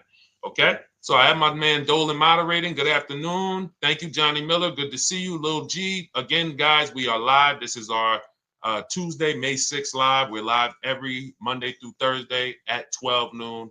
But we do rebroadcast these throughout the day. For those who cannot make them, you can watch the rebroadcast, or if you got to go back to work, we'll be rebroadcasting it for the rest of the day until our show tomorrow. All right, so let's start with the questions. You can feel free to get into it. Okay, do you have to get the extended warranty? This is a great question. This is car specific. A Honda, Acura, Toyota, in most cases, have always had low cost of maintenance and their parts are inexpensive. When you're buying an extended warranty or you're considering it, it is a risk product. It's an insurance plan. So that means you can pay for something and not use it, just like car insurance. You don't necessarily use your insurance until you have an accident. Same thing with an extended warranty. It's an insurance policy. So what you're trying to do with any insurance is see what is the likelihood that what I'm paying for this is going to exceed the price if I did need to use it. So in the case of a vehicle, when you're trying to determine what should I get an extended warranty, there's 2 things that are important. Does this vehicle that I'm purchasing have a high likelihood of things going wrong? We know, and some of you have had cars with histories, and we know there are certain cars, they tend to have things go wrong more than others. And what I like to do is go right to Google and type in repair cost, because this is the second item that we are looking at. We're looking at average repair cost. So if you're buying a 2010, a 2015 Nissan Altima, 2018, Hyundai Sonata, you go right to Google, you type in 2018 Hyundai Sonata average repair cost. Now, if you see that those typically go on the lower side, then that can take a lower set of risk where you might say, all right, likelihood of these things going wrong on this car is slim.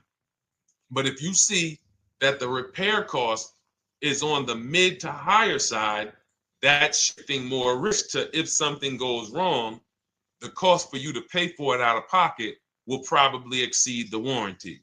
So like when I work for Mercedes-Benz, who's new here? Type a 1 in the chat if this is your first time on a stream with us. First time you've ever been here, type a 1 in the chat. First time.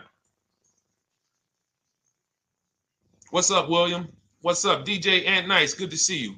Maggie, good to see you. Enrique, good to see you. Miko, good to see you. Tetra Washington, good to see you. Jan, good to see you. Claire, Clairvoyant, good name.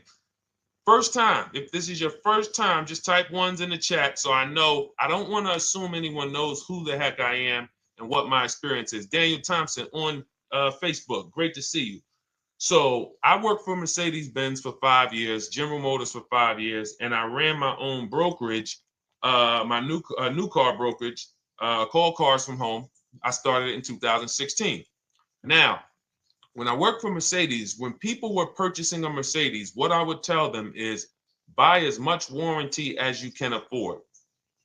Buy as much warranty as you can afford, because I knew that when something breaks on a Mercedes, nothing's under $1,000, and typically it's $2,000-$3,000. So a $4,000 warranty on a Mercedes Benz is usually worth every dime.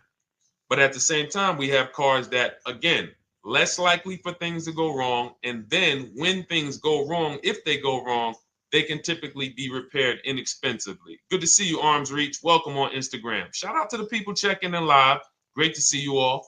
So that's how you're measuring extended warranties. You don't want to get an extended warranty on a vehicle that has a low cost of repair and a low likelihood of things going wrong. You can then take your money, put a little bit to the side, have a little emergency fund, that same $35 that you would have put into the warranty, or $2,500, you put that to the side over the course of a year, 2 years, put $100 a month to the side, and then have that be your cushion just in case things go wrong. It's better for you to have that money in your bank account, and if things go wrong, you take it to your mechanic. You must have a local mechanic.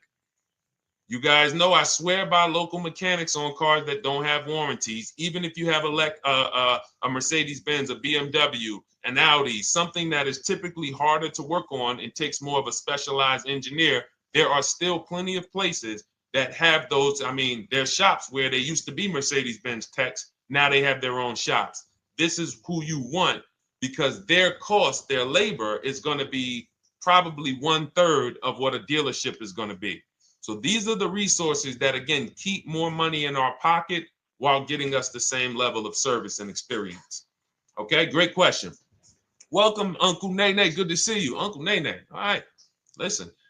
Nicole, good to see you. All right, Dolan, you can pull up the next question. Feel free to start typing your questions. And as we get more questions in, we'll try to get to all of them. You guys know we're not always able to, but we do try to get to all of them. How do I shop around for the best lease deal without affecting my credit? Well, first of all, you're talking to someone who's, just so you know, I've taught thousands of people to lease. I've gotten 7 leases. Now, when we look at what we are doing with a lease, first, we have to consider how we want the information presented to us. We are not letting dealers tell us how they're going to quote us. We are telling the dealers how to quote us. So we are going to have all our quotes. Thank you to everybody hitting the like button. I see you. I appreciate you. And shout out to the sharers. As I see people who share, I always like to give the shout outs to the people who share this broadcast with their friends and their family. And thank you to everyone who's giving gifts on TikTok and Instagram. Appreciate you all. So what we are doing when we're telling a dealership, you give us a quote with first month's payment only out of pocket, 12,000 miles per year, and put all the taxes and fees into the payment, assume tier 1. So we are presenting it now in my book and in my Shop with Deshone programs, my video checklist. I have all the templates. If you're going to do this yourself, you just need to remember how you're presenting this. You can call around to dealerships, because there's 2 ways to do this. Shopping from home. Cars from Home is about showing you guys, and I'm going to be showing you guys a ton of payments. And listen, I don't want you to feel bad, because some of you are going to see that you've left a lot of money on the table. Part of what I have to do here, and I've been doing it for 3-4 years now, is I have to tell you the bad news. For 3 years, I did a masterclass called Everything You're Doing Wrong Buying, Selling, and Leasing Cars. We put probably over 15,000 people through that masterclass. But those were people who were willing to hear the bad news They knew, Deshone, I got to hear the bad news to get to the good news. So as I show the difference in the prices that we get and the people who listen to me get, more than, forget about me, the people who are like you, the people who are on a live, saw a video, and then took action and learned and use our processes, the results they get compared to what you're getting. You're going to see, wow, they're saving $3, $5, $7, $10,000 more than me every single car. And so the Cars from Home system is about bidding. It's about turning your car purchase into a bid. You're no longer begging. You're no longer going into a dealership and begging one dealer to sell you a car, and then you go to another dealer and beg them, sell me this car, please take my money, please take my money. Meanwhile, you're not seeing the entire market and the people who would compete to get your business and gladly give you the service that you deserve by giving them a $30 to $50 to $100,000 transaction, which is what your car purchase is. So now so the big thing to understand right off the top is, now I need to learn this bidding. I need to learn to get multiple offers. So you can do this by phone. You want to do this by phone, you can call around, but you must give them that information in order for you to compare the deals the right way. Lynette, good to see you. Christina, good to see you. Melvin, good to see you checking in. Rudolph, I see you. Once you actually give them that information, 12,000 miles per year, first month's payment only, due at signing, taxes and fees in the payment, assume tier one. I want the tier one offer. Even if you think not qualify. Now, if you got a credit score above 670, all your FICO scores, most of you will qualify for most tier one leases. So you want to see, what does this look like as I get my offers? Once you get your offers in this format, you can use the 1% rule as the gauge. The 1% rule is been around for more than 20 years. Everyone who leases and who's savvy, we understood if your lease payment is 1% of the MSRP or less, you stole the car. That includes taxes, that includes fees. You're still in the car. So example, we're looking at a $30,000 car, Hyundai Sonata or a Hyundai Elantra, $30,000 car. When we shop all our offers, if that lease payment is $300 per month, with only $300 due at signing. In other words, I show up, here's $300. Good to see you, GDTV. Thank you for checking in on YouTube. Once I give you that $300, that's my payment for the next 35 months. So that's a very, very low percentage of the car you're paying. It's a 1% rule. Now, in order to get a 1% lease, you need a great lease program, which means the bank has to be supporting the car, rebates, incentives, and then you need the biggest discount, the dealer who's going to give you the biggest discount. Now, one of those we can control. One of them we can't. Which one can't we control?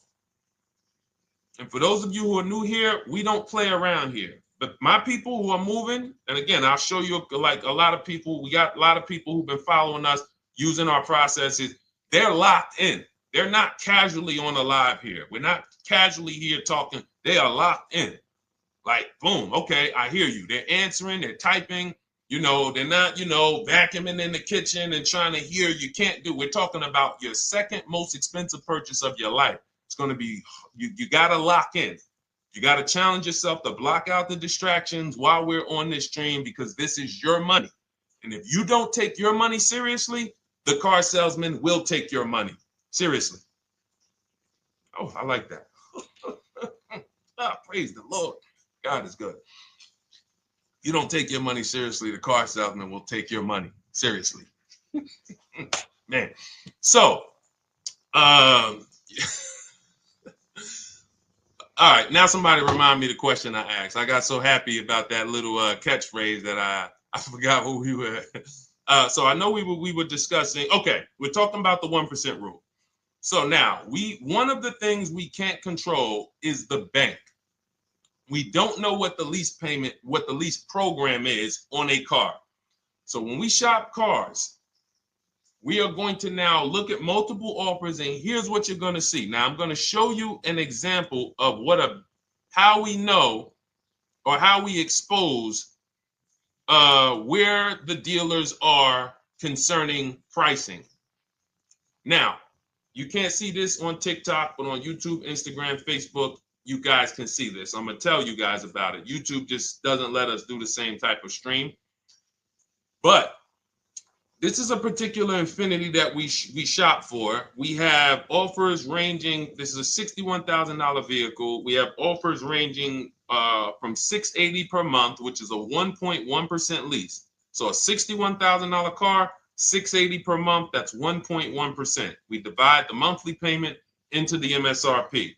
Now, we can see here that there are some offers already from dealers that are almost $900, $889 per month. $889 per month, $873 per month. So now when we look and we say, whoa, how can we have two, like we have all these dealers have the exact same car, yet one of them is $200 per month higher than another dealer. Exactly. We call them the 80%. The 80%, even after back and forth, even after, hey, we'll take off some money. All right, we'll drop the payment $50 a month.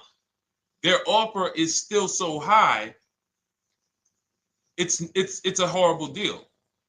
Now, why would they offer this? And this is consistent. So I don't want y'all thinking, well, the dealers that I walk into, they're different, Deshone. They take off more money. It does not matter what you think. If you don't have the market reports, if you don't know how to get multiple offers so that you can see, we do this all around the country. We have students all around the country in Cars from Home. We have people we shop for. We have over 13,000 books sold now. Like, we have lots of data to prove this. 80% of dealers are going to be overpriced. This is another particular deal on a Toyota, a market report. And you guys can see that the out-the-door prices here, list price, $32,000. Out-the-door price with taxes and fees, $38,000. That means that dealer is charging all types of fees on top of their price. The $39,000 MSRP. Look at line number 3. $39,000. Out-the-door price is $41,000. We can see $39,000 out-the-door includes taxes, includes all the fees. So we can see that these out-the-door prices in the left, in the right column, are way higher than the MSRP, $35,798. Out the door price is $39,700. But look at the green.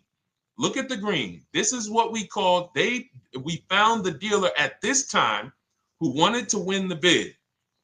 They wanted to win the bid. They needed the car sold. This is a rotation. We don't say to them, wow, they won the bid one time, so they must win the bid all the time. No dealer can win the bid all the time, or they'll be out of business. But in this particular case, at this particular time, for this particular client, this dealer said, we're going to sell this car for that's $35,500, and out the door with taxes and all the fees, $34,994. That is a over $4,000 discount off this vehicle. When all the other dealers are, not only are they not giving you a discount, they're charging over list. And they might come and say, all right, we'll take off $500. We'll take off $1,000. We'll take off $1,500. They might start so high with you guys that you think, wow, they started up here and I talked them down. They took off $3,000 from me, but they already were $3,000 in fake fees, protection plans, and all of this padding, dealer adjustments, which is fake fees. So whenever they say, because the dealer gets a minimum of a 6% profit margin, from list to invoice, we have profit. From invoice to holdback to triple net, we have money. That's all the profit margin. On top of that, when we add a dealer adjustment, what we're saying is we're going to sell this car to someone who does not have the skills to find our competition. And they're going to come in, and if we got to take off $2,000 to make them think they won, this is what we're going to do. But what we do here, what people like Brian is going to do, look, just finalize my first ever lease using your system, 2025 Honda HRV, $30,000 vehicle, $395 a month payment. no money down. His initial quote was $434. He ended up using our calculator, which we have in our book and in our program. If we put all our offers into that calculator, it tells us what to counter. He gets that offer for $395. That's his deal. We look at somebody like Wendell. Look, thank you. It's the least I can say for your book, Cars from Home. We're still in the middle of the process. Just sold our car today, like 10 minutes ago, for 30% above value. Why? Because he got bids. Look, using the insights from your book. I've read the book multiple times and told many people about it because it's that good. It's so intuitive and insightful. We'll be moving to the next step soon, and I'll write again. So now you heard him say we're moving to the next step soon. Step 2 in my book is the equity assessment. That's when we get bids for the car we have. We get bids. You're going to go to, listen, you should never be trading your cars in. Let me ask you all a question. Do we get the most money for you name me one thing that we get the most money for that thing trading it. Name me one thing. If I had this iPhone, do I get more money trading that iPhone in for another phone, or do I get more money listing it online and selling it to whoever will pay the most? Trading or selling? Let's go. Who's locked in? Tax advantages are very small. I understand you, Ronald, but the tax advantages, we have people that are selling their cars to cash buyers for $3 to $5 grand more than what they can get on trade. A tax value, a tax advantage for the difference is not, it's minimal. Exactly. Thank you, King Carter. You listed. So the money is in the bids and the competition. So going back to this person who asked the question, how do I get the best deal on a lease? It's going to be through multiple offers. That's my 2 favorite words. I would wear them on a shirt if I didn't wear unlearn, relearn. Because more than multiple offers, I need you to unlearn. Because the people who come with bad information from years, Deshone, this is not how my uncle taught me to buy cars. Deshone, this is not how I ever heard about getting cars. I was always taught just go in and just don't tell them about your trade and then ask to see the invoice and all of this stuff.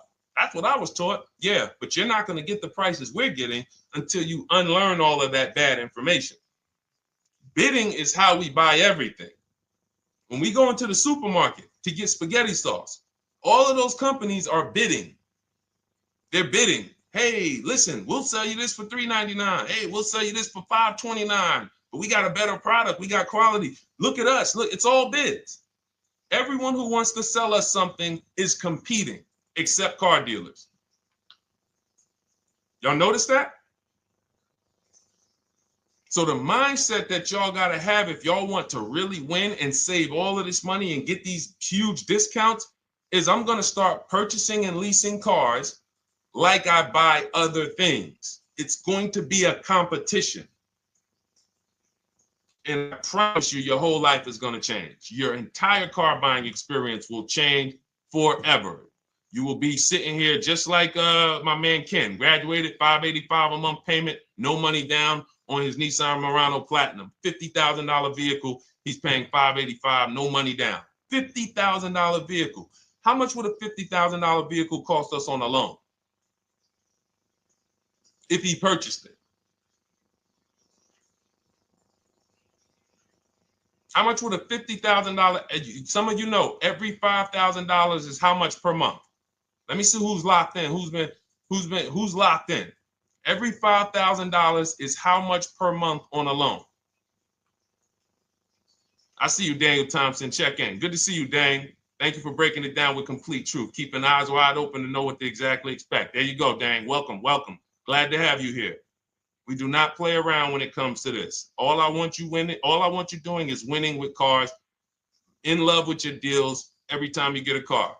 All right, nobody knows the $5,000. How much is every $5,000 on a car payment? Come on, y'all. These are principles we've been teaching. Thank you, Daniel. $100. Thank you. $100. So we always want to default to a 5-year loan. I'm going to tell you why. when you default to a 5-year loan, you're in a safe position. Now, defaulting to a 5-year loan means when I look at a $20,000 car, I'm thinking $400 per month. 5-year loan, every $5,000 is $100 per month. If worst case scenario, I'm trying to get a little bit more car, then I'll go to a 6-year loan, but that's the max. I'm not going past a 6-year loan on a car.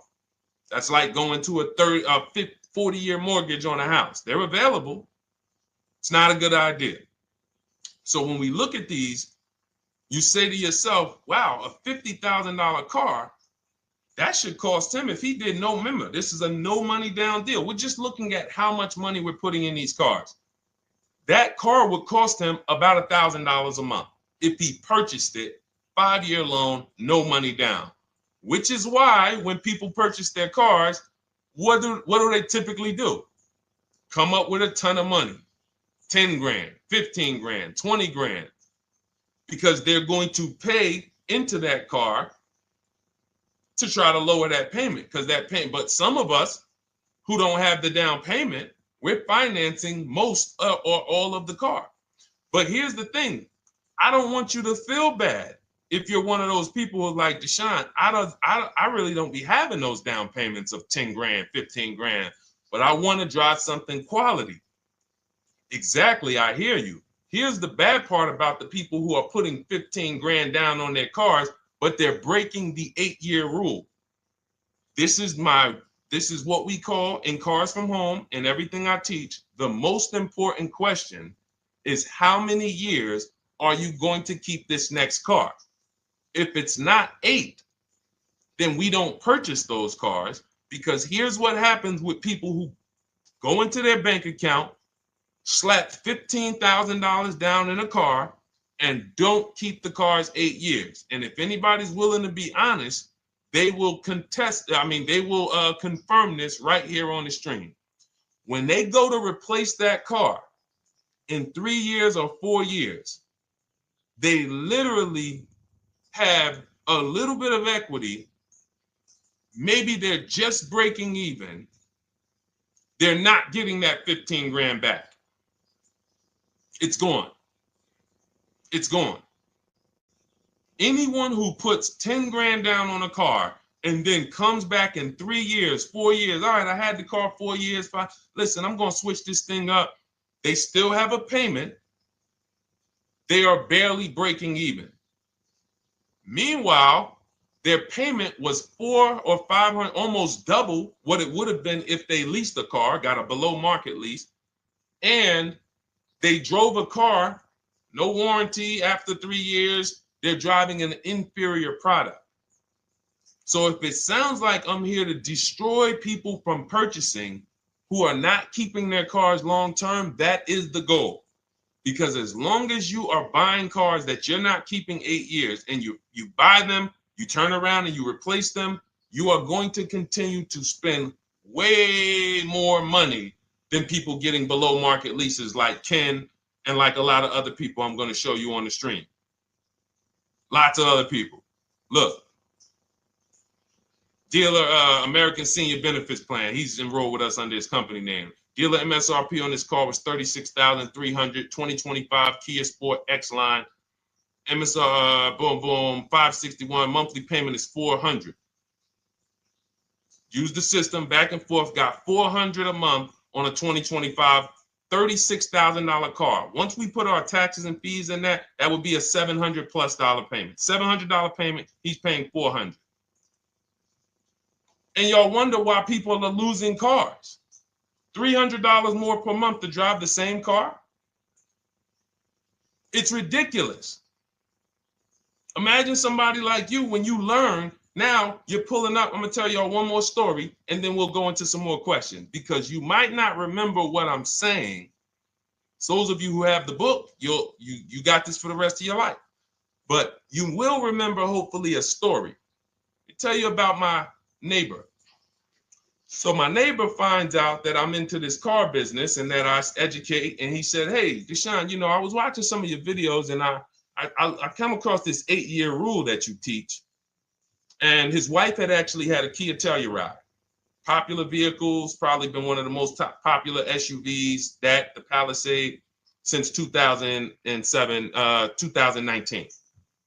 Super popular vehicles. People were charging $5,000 over sticker for them during the pandemic. People were paying it. We were getting them at discounts. Now, his wife totals the truck. She has an accident, totals the truck. She's fine. Truck is totaled. He was financing it. He said, Deshone, I see this 8-year rule thing, man, and I don't keep my cars 8 years. I said, okay. He said, so I'm thinking I should, like, you're saying I should be shopping for a lease on my next one.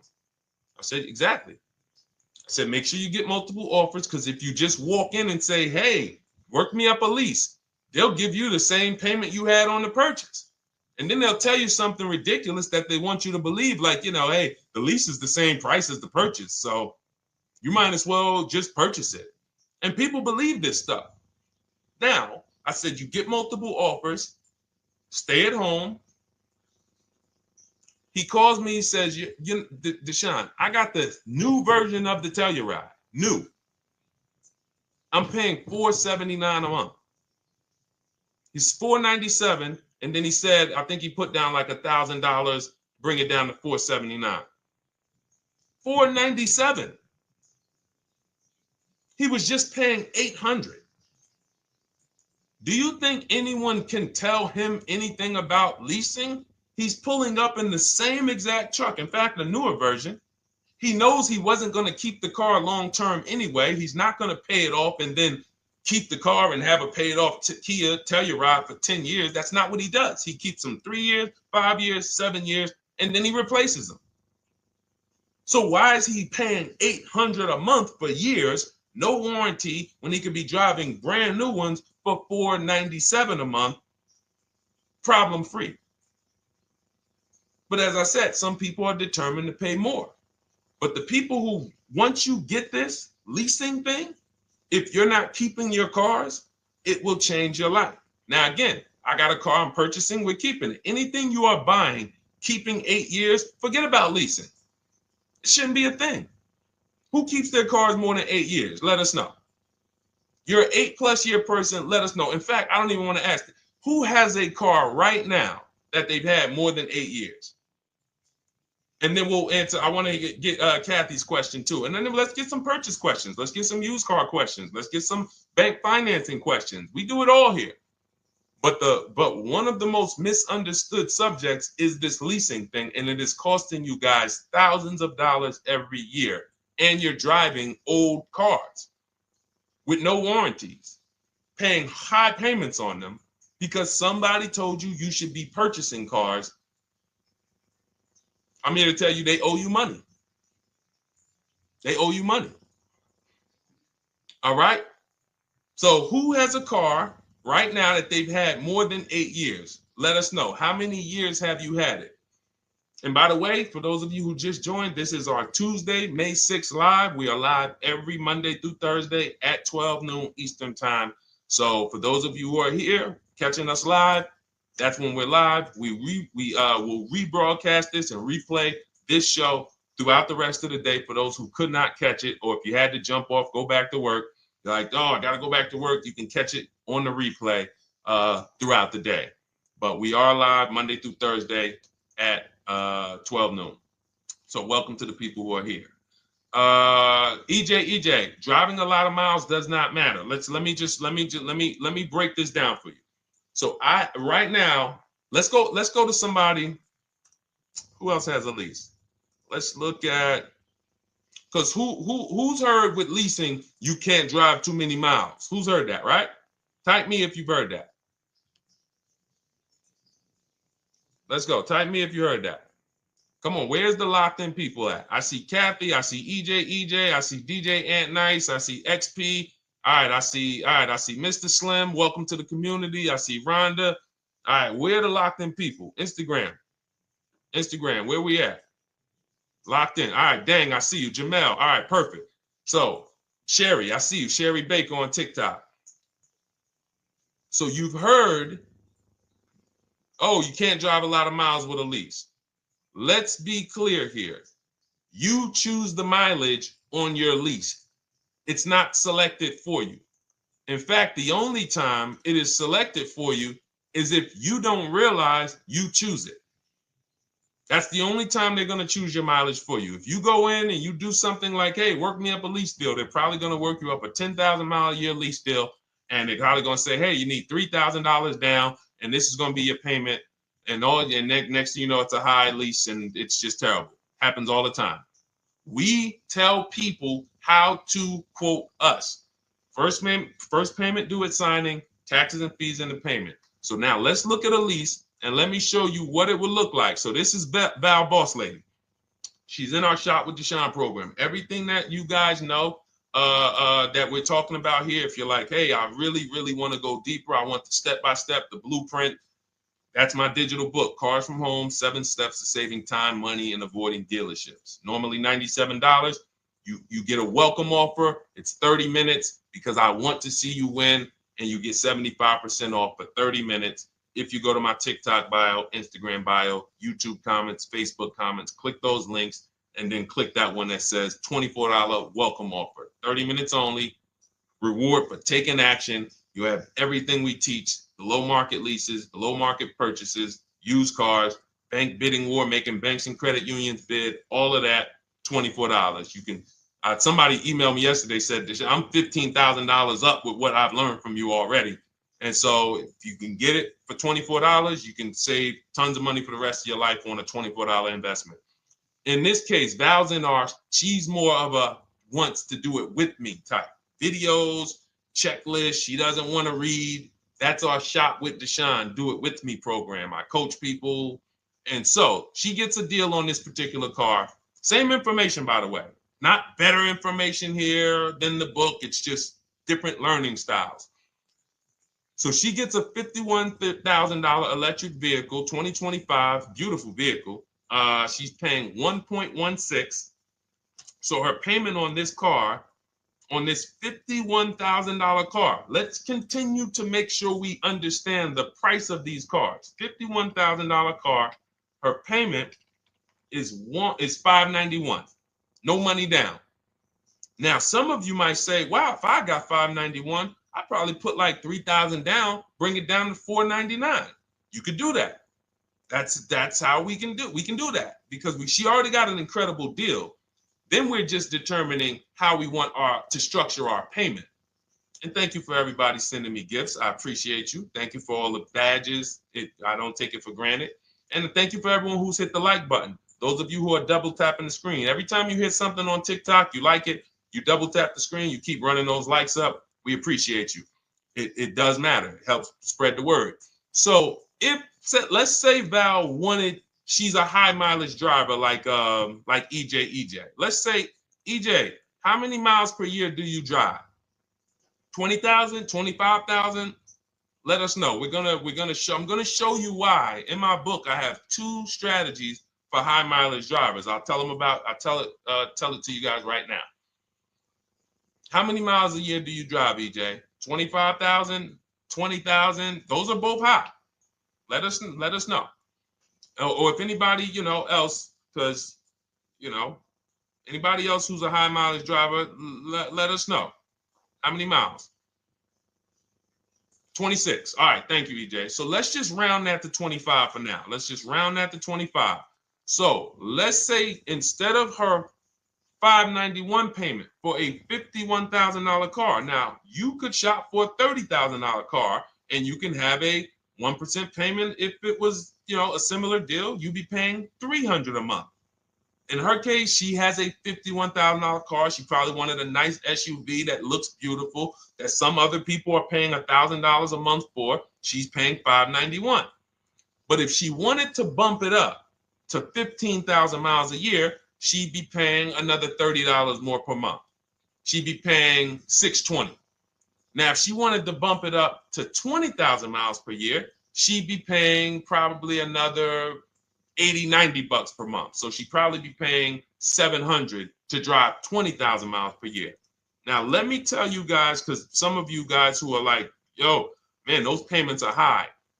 We're talking about $50,000 cars here.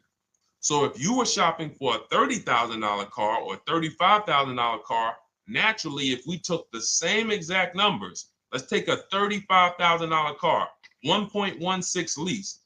That's a 406 payment, probably $399. So now, in order to go, and let's say you're a high mileage driver, just like EJ, you want to add another 15,000 miles to your lease. You're probably going from 400 to 550 or 575. But you have all the mileage you need. And here's the beautiful thing about that. If I'm paying $175 more per month, but I get all the mileage I want, and when I drop this thing off, I get a new one, I don't have to worry about negative equity, and I put no money down. That is way better than what most people are doing out here, what everyone's doing. Because I'm gonna tell you what most high mileage drivers do who don't put money down. They will go in, buy a car, take a super long loan, 6 years, 7 years, just so they could afford the payment. Now, here's what happens. They drive the car, they put 25,000 miles a year on it. They come back in 3 years or 4 years, and they say, wow, I got 100,000 miles on this thing already. Let me go and swap out the car. What situation are they in at that point, guys? You put 100, you got a 6-year loan, average loan. You drove 25,000 miles per year. You put 100,000 miles on the car in 4 years. You come back, you still have 2 years of payments left. 15 grand negative equity. I used to see it all the time. Thank you, I am rich. Locked in on Instagram. I see you. Locked in. See it all the time. Every car salesman who has dealt with a normal 25,000 mile high mileage driver that does not keep their cars sees it all the time. They come in, yo, man, what you do for a living? Man, yeah, I do DoorDash, I do Uber. Oh man, I work in sales. You know, I'm on the road a lot. You know, I'm here.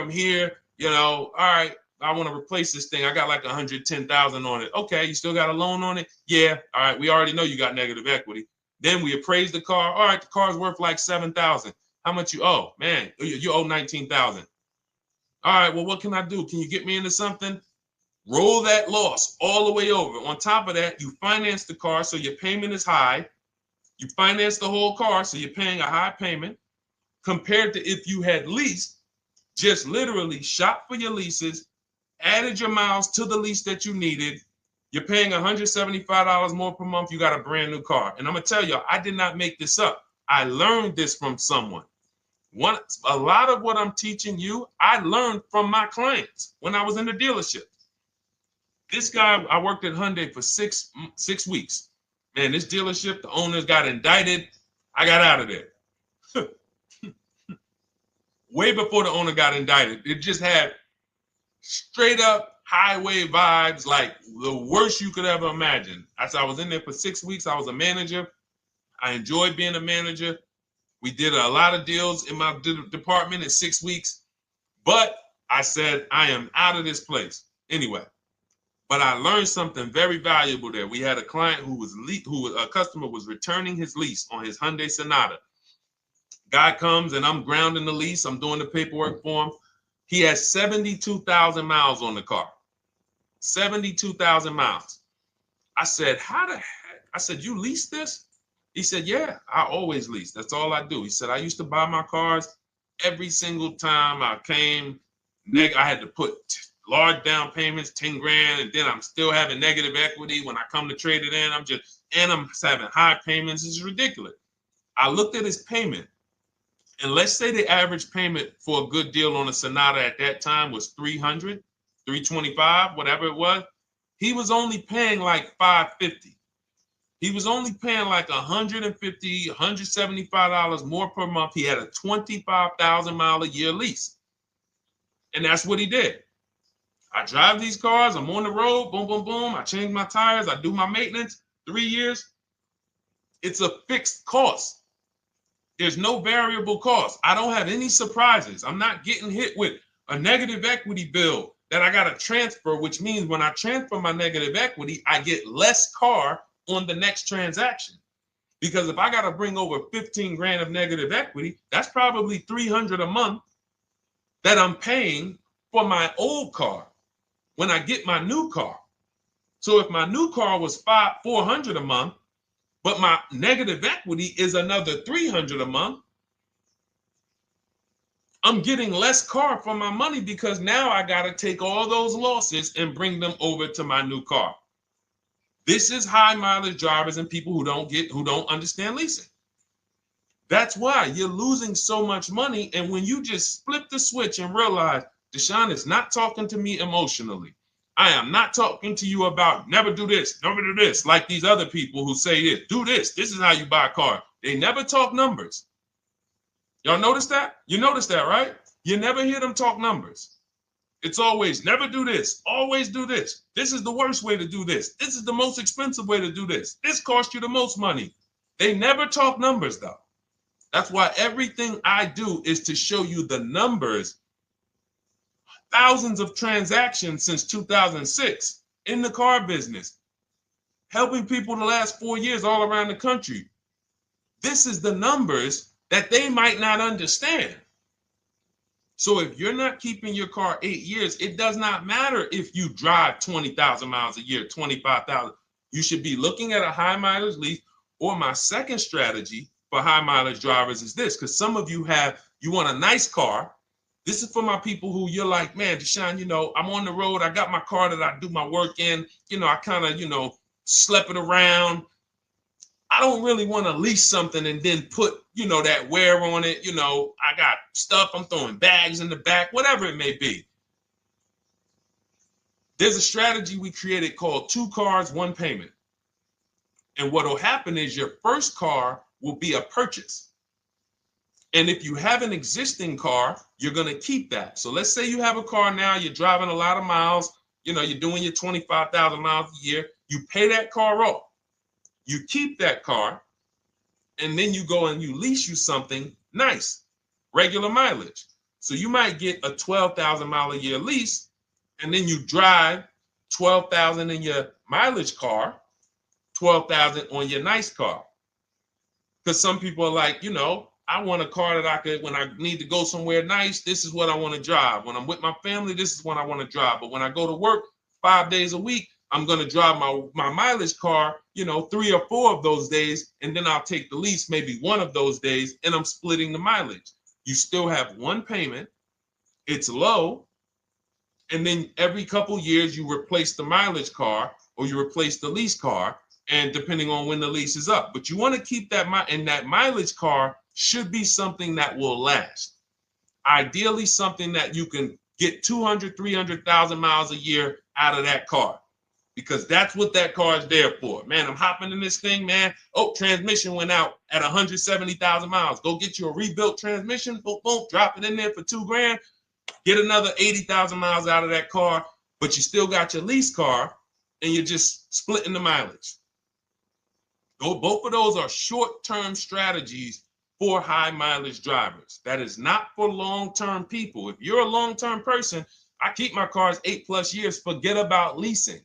You should just be finding the best deal, below market purchase, keep the car, something you can keep for 8+ years. You can put 30,000 miles a year on a car 8 years in a row. If you get the right car, and in 8 years, you got 240,000 miles, and then you replace it. Forget about leasing. This is only for you guys not keeping your cars 8 years. You're getting killed on depreciation. You're paying tons of money. This is you are the people who should be leasing. Okay? So everything we're talking about this is the Cars from Home system. We teach this. I'm not freestyling this. This is in my book, digital book, Cars from Home, 7 Steps to Saving Time, Money, and Avoiding Dealerships. We have two strategies for high mileage short-term drivers, 1 strategy for high mileage long-term drivers. And so if you want your copy, you can get it for 75% off. That's our welcome offer to you as a 30 minutes. Welcome. Thanks for being here. I want to reward you. If you want everything we teach in a step-by-step way, go grab your digital copy. It's in my TikTok bio. It's in my Instagram bio. Click those links. We also got a link in the YouTube comments and the Facebook comments. Grab your copy and make sure as soon as you purchase, screenshot the thank you page. You're going to see thank you for your purchase. screenshot this page because it has my support team's email on there. And then there's a link for you to open the book right there. You can save it right to your computer or right to your phone. Okay. But and we also have a special for those of you who are like Deshone. What about that, video checklist and coaching program? That's lifetime access to my video checklist. You're like, maybe Deshone, I don't really read. I like step-by-step videos. And also, I want to be in your Facebook group. We have 1,600 people before you that are in that group, 2,300 people that are shopping with us that have a lifetime access to our video checklist. We have a $200 special for that welcome offer. And so I'm always about rewarding people for taking action with a special offer. It's limited time though. And so get in where you fit in. All right, let's keep it going. Thank you, Corey. Said amazing knowledge. Thank you. And I'm glad I saw somebody said that's a great idea with the 2 cars. Thank you. It's a great idea. All right. You've convinced me to lease my next vehicle. Awesome. Awesome. Does your service shop for lease terms on the car? Absolutely. If you qualify for done for you, that means you just want to relax. That means we only shop for new cars and leases for people, new purchases and leases. And you have to have a FICO score over 670. But yes, here is a market report that we prepared for a client. Let me put on do not disturb. Here's a market report we prepared for a client. Okay, so I showed you that that's an Infinity. We didn't even finish that. We had just started for this client. But this is, do I have one here? No. Do I have a lease market report here? Yeah, right here. So that's an example of what a Kia, this is a particular Kia lease where their best offer was a 1.27 offer. Now, here's how you know you found the bottom of the market. And again, whether you're using the book or whether you're calling around, again, you can call around to do this. The key is not going into dealerships. You cannot do this going in. Once you get your offers, you know you found the bottom when your best offer is between $150 to $200 less per month than your worst offer. And if you're purchasing, you should see a spread of between $3,000 and $5,000 minimum between your best offer and your worst offer. That's when you know you've shopped correctly. Because until you find the 80% dealers, you have not shopped correctly. If you're like Deshone, these prices still seem close. You have not found, you're talking to the 80%. You haven't found the 20% yet. Because the 20% is going to be that $3,000 to $5,000 less than the 80%. That is just the numbers. That's the way it works. So yes, so when some cars you're going to see that the lease program won't allow for a 1.1% lease. The best offer, like we've shopped Hyundai Palisades for years, and I got my dad one back in November, and his best offer is like around 1.3, 1.28. That's the best I've ever seen on a Palisade. I've never seen a 1.1 on a Palisade. I've had people in our Charles, some of you know, I posted pictures of him when he got his Palisade last year. We clear out the old pictures because we got a bunch of new people with 2025. So we're not going to sit here and talk about 2024s anymore. We got Ken, we got Melissa, we got Sheree, we got a bunch of new people, just Ralph. We're not going to, but I do remember posting Charles who got his Palisade and he's like, he shopped, used the system, got his multiple offers. Best deal was 1.3. So that's where it comes in at because of the lease program. That dealer is already taken off to win the bid, probably taking off $5-6 grand. But if they don't have more rebates and more incentives and a better, then it's not going to lead to a 1% lease. So the 1% leases come from major incentives. Maybe sometimes they have too many of the vehicles. They want to move them. Lots of bank support. But what I tell you is you should be looking for between 1.25 and 1.5. That's how you should budget for a lease, between 1.25 and 1.5. That's a great deal. And if it has a really aggressive lease program, once you get your bids, you're going to see it fall under the 1.25. You see it fall into 1.1, 1.2. but we don't know what the lease program will be until after we shop for that vehicle. Okay? So yes, absolutely. It's an empowering way to shop.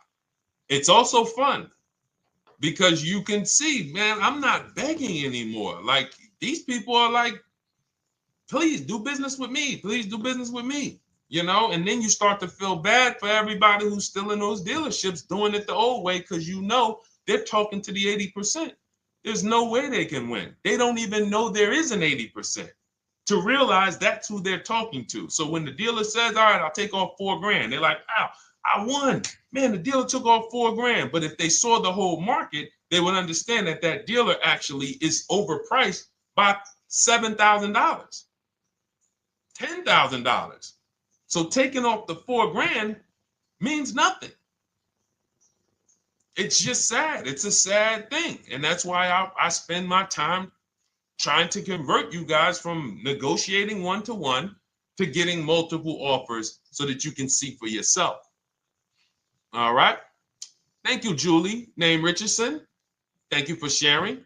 XP got the number 2 gifted badge. Forgive me because I don't really know what that means, but I just know that's what it's saying. So I appreciate it. Thank you, Corey22. Sherry Baker, thank you so much. Number 1 gifted badge. All right, let's go to some more questions. We got some more questions. Dolan, I'm sure you got a lot of them. And what I'm going to do for the rest of the broadcast is just try to do rapid fire questions and answers. Okay. And if you guys want me to go deeper on any particular subject, then just feel free to say, hey, could you go deeper on that? How do you get a car loan with bad credit? Well, we have a resource. It's not our company. We have nothing to do with them. But we always try to stay up to speed on who's financing people with bad credit, because the goal is you don't want a dealer controlling your financing. Somebody just came up to me. He's a neighbor. He's like, aren't you in the car business? I said, well, yes and no. He's like, well, listen, I got a connected Acura. Anybody you send me, they get anybody approved, I'll give you $1,000. I said, okay, cool. Thanks for the information. For them to give me $1,000 just for sending the customer, and he's also a middleman, he's not a salesman, how much money are they making on the customers? If they're going to give me $1,000 just for sending someone with bad credit to them, how much are they making on the deal? Arms Reach, congratulations. Just got my book. You use it when, please send me your email testimonial. Well, as you use it, just as you do your equity assessment, everything, email me. Congratulations. How much are they making? We can imagine, right?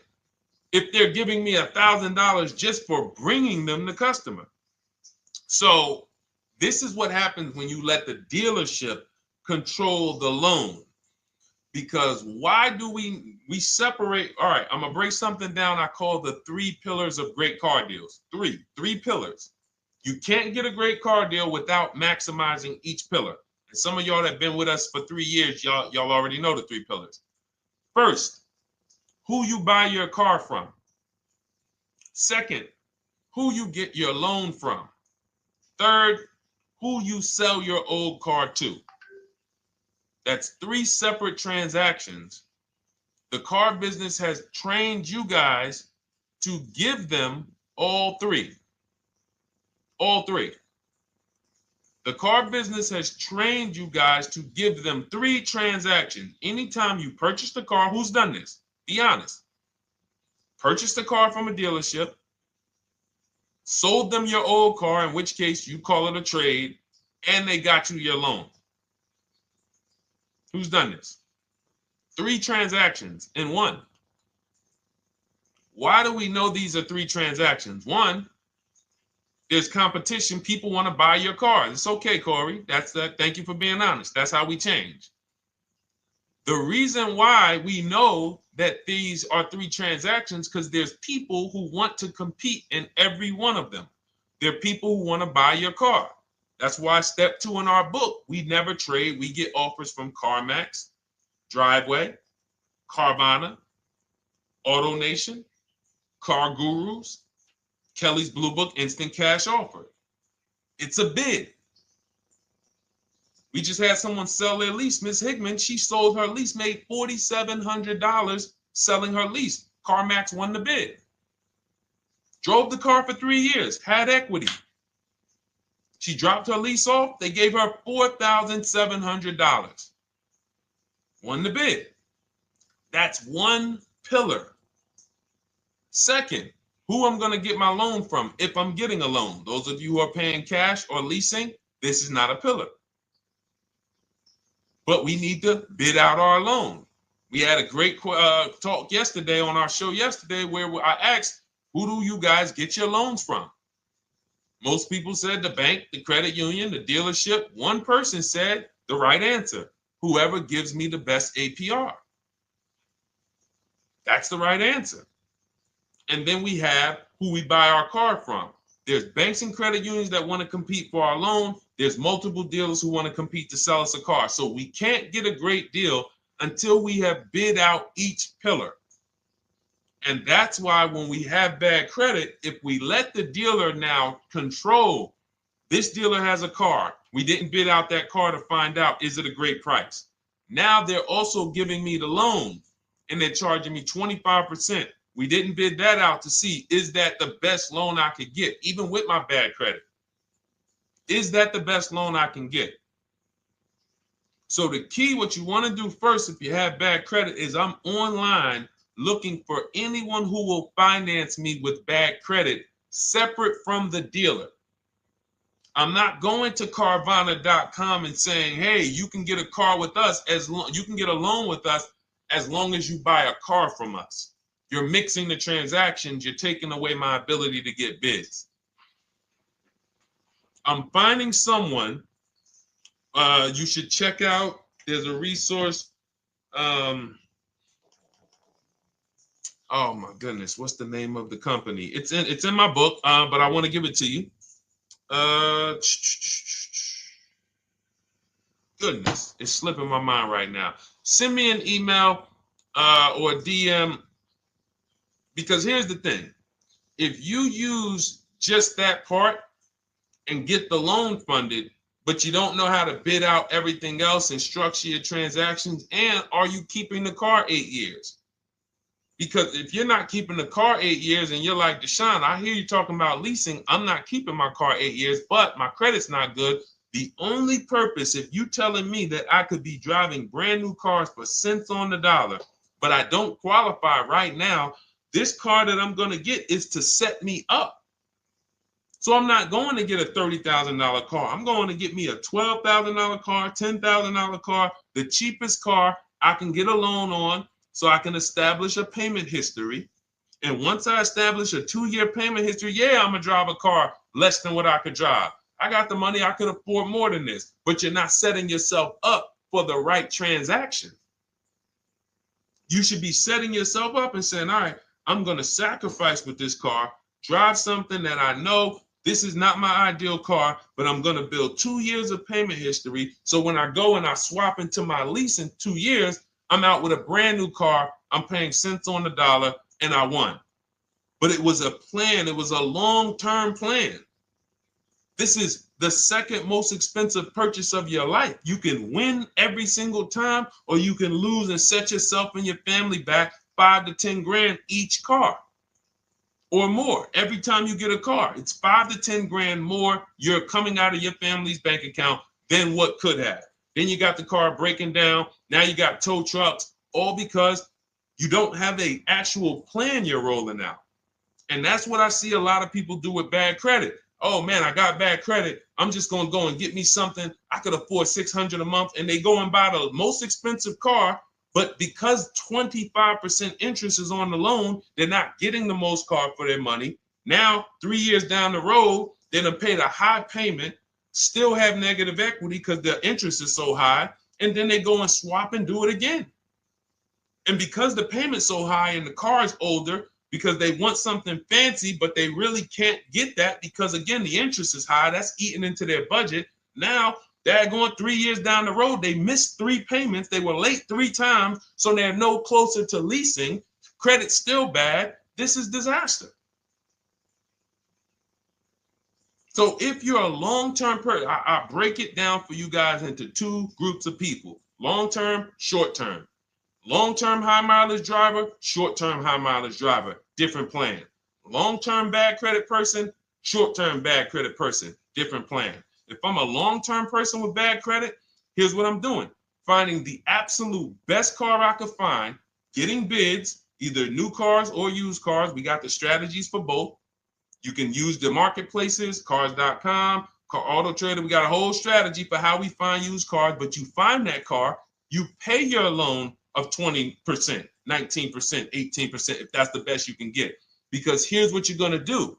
In 2 years, you're not swapping into a lease. In 2 years, you've established a payment history, you fixed your credit, and now what are we going to do? You got a quality car. You're not thinking about trading it. You're not thinking about replacing it. You're like, man, this is my car. It's a great car. I'm just paying daggone 20% interest. What do I do now after 2 years?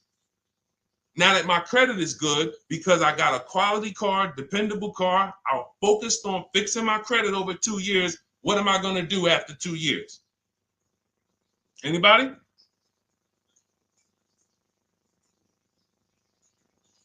Thank you, Arms Reach. Refinancing the car. Exactly. Exactly.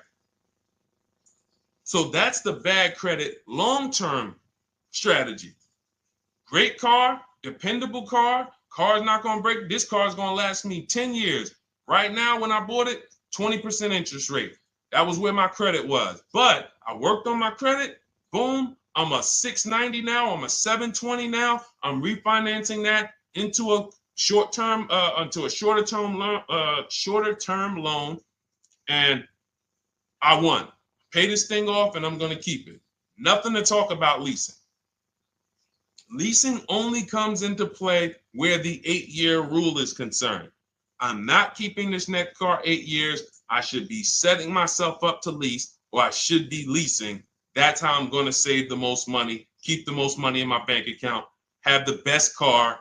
Not even close. Not even close. All the wins for the purchasers are after 8 years. People who are like, man, Deshone, I got a car, man. I had this thing 12 years, man. It's been paid off for 6 years. I ain't had a payment. I love it. Long-term purchaser. You won. You won. Who's in that situation? Who has a car outside that they've had for more than a decade? Paid off. You can give it to your son. You can give it to your daughter. It's an extra car. That's purchasing. That's the wins. That's what we call the reward stage of purchasing. But you got to get there. All right. All right, let's go. A lot more questions. We got probably another 20 minutes we'll stay on, so let's keep it moving. But again, Lend Buzz, that's the company. Lend, Lendbuzz. They started, I started seeing them about 18 months, 2 years ago, and they were loaning to people with, international students, people who didn't have credit. You want to try to find a place that will fund you independent of the dealership. That is what your goal is at all times. Independent of the dealership. Here, you qualify based on your income and your credit. You qualify for $18,000. Go find a car now. That is what you want. You don't want people mixing the bank loan with the car and two pillars that they are controlling. We're controlling the price of this car. We're controlling your interest rate. We don't want that.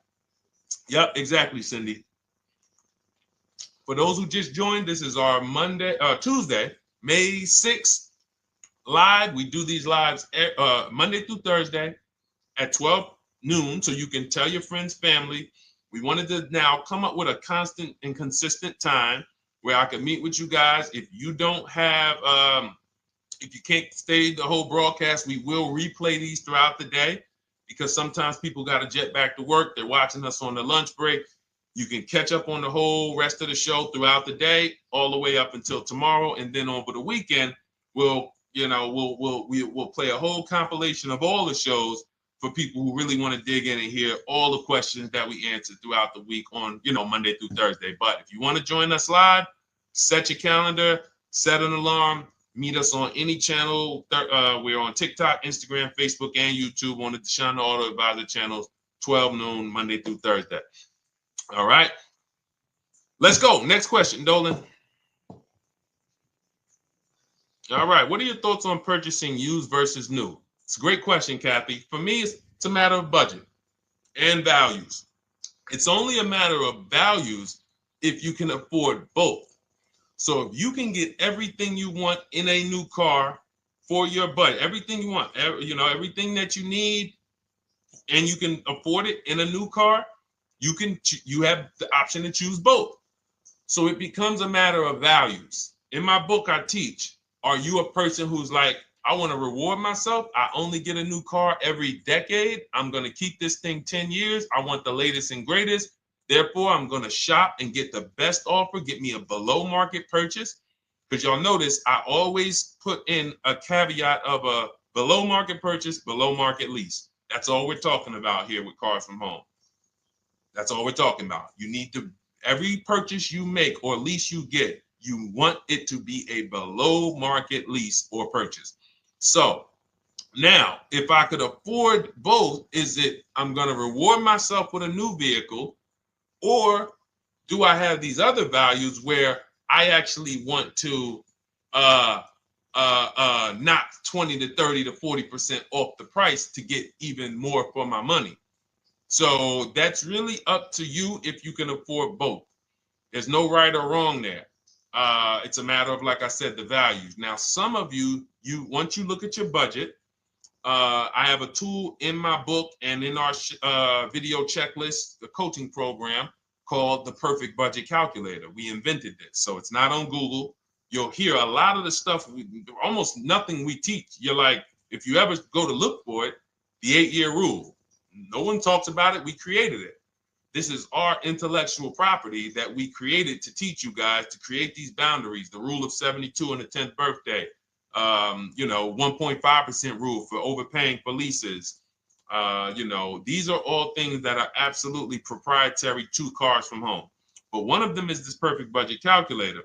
Sometimes when we're factoring budgets with most calculators, they don't include fees that we know dealers have. And I'm talking about legitimate fees, tax, documentation fee, motor vehicles. So we're putting our budgets together, but we always get caught out there. Who's had that happen? You got it all figured out. You get to the dealership, you bought the car, and they're like, well, what are you going to do with the fees? Because you got $3,000 in taxes and fees. And you're like, oh, where'd that come from? Sometimes they're lying and sometimes it's legit. But none of these calculators factor in the fees and everything like that. So we created this perfect budget calculator that does. But here's the thing. Once you find out what your budget is, even if you're budgeting with a normal calculator, just add a couple thousand to account for the taxes and the fees. But you might see, I can't get everything I want in a new car for this budget. Everything I need, I can't get for this $24,000, in which case I need to go and look for a pre-owned one. So that's why I said, in reference to your question, Kathy, what are my thoughts on purchasing used versus new? It's a matter of values and budget. Budget first, because budget will determine if you can afford both and get what you want. But if you can afford both and get what you want, then it's a matter of values. Okay? So again, everything we're going over is in my new digital book. It's called Cars from Home, 7 Steps to Saving Time, Money, and Avoiding Dealerships. It's 5-star rated. Thank you to everybody who has taken the time to rate it and review it on Goodreads.com. It means a lot. And we can't continue to get this information out without you guys. So we appreciate you. And you can get your copy instead of $97, you can get your copy for $24 as part of our welcome offer. So that's 75% off. If you go to my link in my TikTok bio, Instagram bio, the YouTube comments, and the Facebook comments, we have a link there for you guys. And you can grab it. It's a digital book, so you don't even have to wait. It'll be in your inbox by the time you jump off the stream. But make sure when you get it, you screenshot that thank you page, because it has my support team's email. Sometimes you may be rushing, you're trying to get back to the stream and you type your email in wrong. Also, as soon as you purchase, the link to open the book is right there. So it'll say open the book below. You can save it to your computer. but I would rather you get it for $24 than $97. Although we've sold a lot at $97 because people feel it's worth every dime. You're going to save thousands and thousands of dollars for the rest of your life using what's in the book. Your first transaction, you probably save $4,000 to $6,000 to $8,000 depending on the car. So $97 is great, but $24 is even better. All right. And for those of you who have a different learning style, you'll see in there, shop with Deshone. You're more of a do it with you person. Do it with me, Deshone. Okay. We have lifetime access to shop with Deshone, and I coach you personally for 6 months. So we jump on Zoom calls twice a month. And some of you who may qualify for done for you, just do it for me. If you qualify for that, we have a welcome special for that too of $300 off. So get in where you fit. And those of you who are new or you're like, Deshone, I like what you're talking about, but I still don't trust you. You can start with our free cheat sheets. So just start somewhere so that you can start to reinvent how you're car shopping. Magley, how are you? Oh man, of course I remember you. Following for years. You actually were following me from the time God blew me up on TikTok. That was 2021. So I absolutely remember you and I appreciate you. And yes, it's so good to see you. Absolutely. Absolutely good to see you. All right, Dolan, we got a couple more questions. We got time for a couple more. Let's try to go as fast as possible. The discount for the book is not working. It says time ran out. It's 30 minutes. I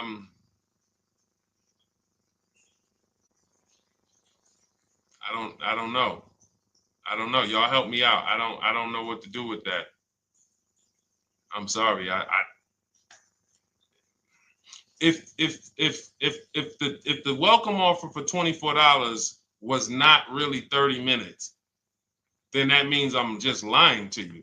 You know what I mean? I'm just like, oh yeah, it's 30 minutes, but come back in 2 hours and it'll still be, you know what I mean? It's,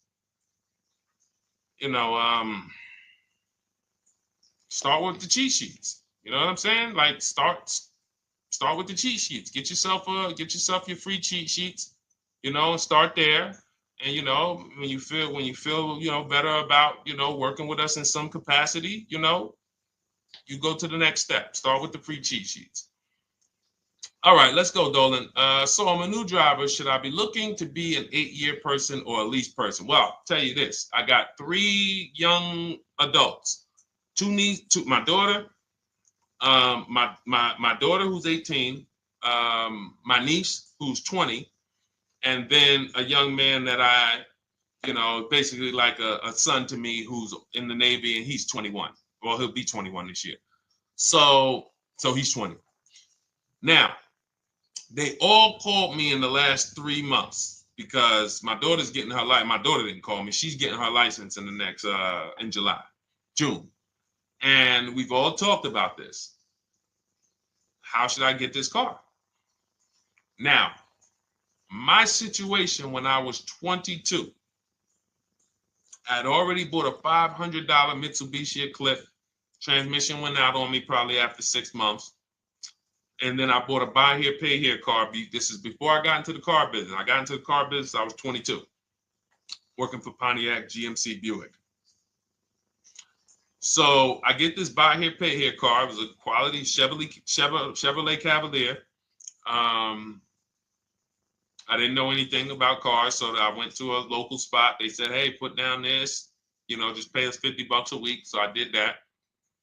But 22, I had my daughter, and my boss says to me, hey, why don't you lease something? And I was already selling cars, but I just didn't think, could I even, qualify for a lease? I don't even know what I was selling them, but I'm just literally doing what most salesmen do. All right, he wants to lease. All right, what's the payment? Yeah, tell him it's this. All right, perfect. They said it's that. Oh, that's a little too high. All right, they said it's a little too high. All right, so that's what I was doing. I didn't really understand anything. That's most car salesmen. So I end up getting a Pontiac G6. I'm 22. I paid $256 a month. Now, it would have been less, but I didn't get a tier 1 approval because I think my credit was like mid 6s at that point. And you know, you really want to be over 670 to get most of the tier 1 approvals. But it would only raise my payment maybe $25. Wasn't a lot. Now I'm 22. I'm driving a brand new 2007. It's still 2006. 2007. I'm pulling up, brand new car, full warranty, $256 a month. At the same time, I have a friend, got a vehicle, Toyota, financed it, went in. She had, you know, we had she had a young child, a little older than us, maybe 1 or 2 years older than us. And then she goes and she purchases a car, $500 a month. She didn't get ripped. That's what a $20,000, $22,000 car costs. She got a Corolla, $500 a month. We're 22. Plus insurance.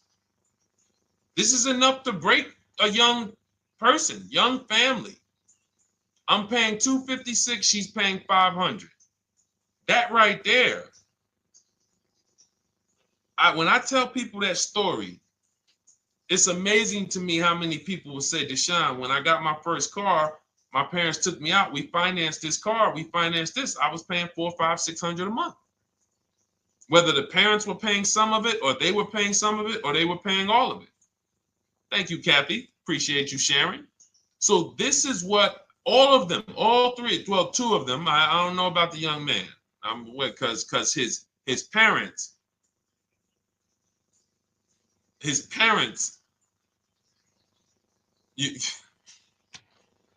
I'm not going to override your parents. And if your parents tell you that they think you should buy a used car or buy a good, then okay. But I'm just telling you, when you see my daughter and you see my niece pull up in brand new cars and they have low payments and they don't have to worry about getting stranded on the road, hey, call the tow truck. Do we still have a warranty on this thing? So I would be telling, again, 8-year rule. Because if I've had young people in their early 20s who are like, I'm not even into cars. Like, I'm going to buy this and I'm going to keep this car. Like, I'll keep it 8-10 years. And I've had some people who they know when they get a better job, when they move to this, they're going to start a family. They're probably not going to keep the car 8 years. So it still goes back to the 8-year rule. Always. Always. Most people should be leasing their cars. That's how I did very well throughout my 20s. Praise the Lord, because I did not have high car payments. I didn't have cars breaking down on me where I had to be like, oh man, couldn't get to work today. Not many 20-year-olds, 23-year-olds are keeping cars 8 years. So when you're putting them in used cars, you're really setting them up for failure in a lot of cases, compared to if they were just leasing, getting look, because some people be like, wow, are $300 car payments still out there? Oh yeah, they're still out there. Just you just are shopping for the right car. I know India had her look, Rosalie, she's in our done with you video checklist and coaching program, like Cars from Home. She's, this is our Facebook group she's commenting from. 3 vehicles she got, all for her sons, all of them. A Nissan Rogue, $399 a month. That's a $36,600 car. She got a Mazda CX-30. That's a $28,200 car. Payments $339 a month. $339 a month. And then she got a Mazda CX-50 for her other son, $40,000. On top, we haven't even talked about the equity and leases and selling leases and really maximizing her equity, because she said she got $6,700 selling 2 of the old leases. $6,700. Drove the cars for 3 years, had equity, bid it out, sold 2 of them, $6,700. You're probably like, Deshone, I didn't even know you could sell a lease. My question is, how much has that cost you? So when you're looking at investing in anything we're doing, be it my book, be it Shop with Deshone, our video checklist and coaching, be it our Done For You program. One thing that we do covers everything. Your first deal, if you're moving, you're gonna be like, shoot, I got everything I just invested back times 10. That's what we hold ourselves accountable to. Just her equity alone, she made $6,700 selling 2 cars. Didn't even know I could sell leases, and I just put $6,700 in my pocket selling 2 leases. Whoa. So $300 payments. Those would be perfect cars for young people. $339, that's with no money down. Imagine if she wanted to put another $2,500 down, bring the payment down to, $275. This is the way to be moving. And those of you who are getting this, are you getting this? If you're getting this, type some dollar signs. Who's getting this? Who's getting this? Type dollar signs in the chat. Who's getting it? Let's go. Who's locked in? All right. I see you, Mario. I see you, Dane. I see you, Terry Carter. I see you. Who's getting this? Who else is getting it? Who else is locked in?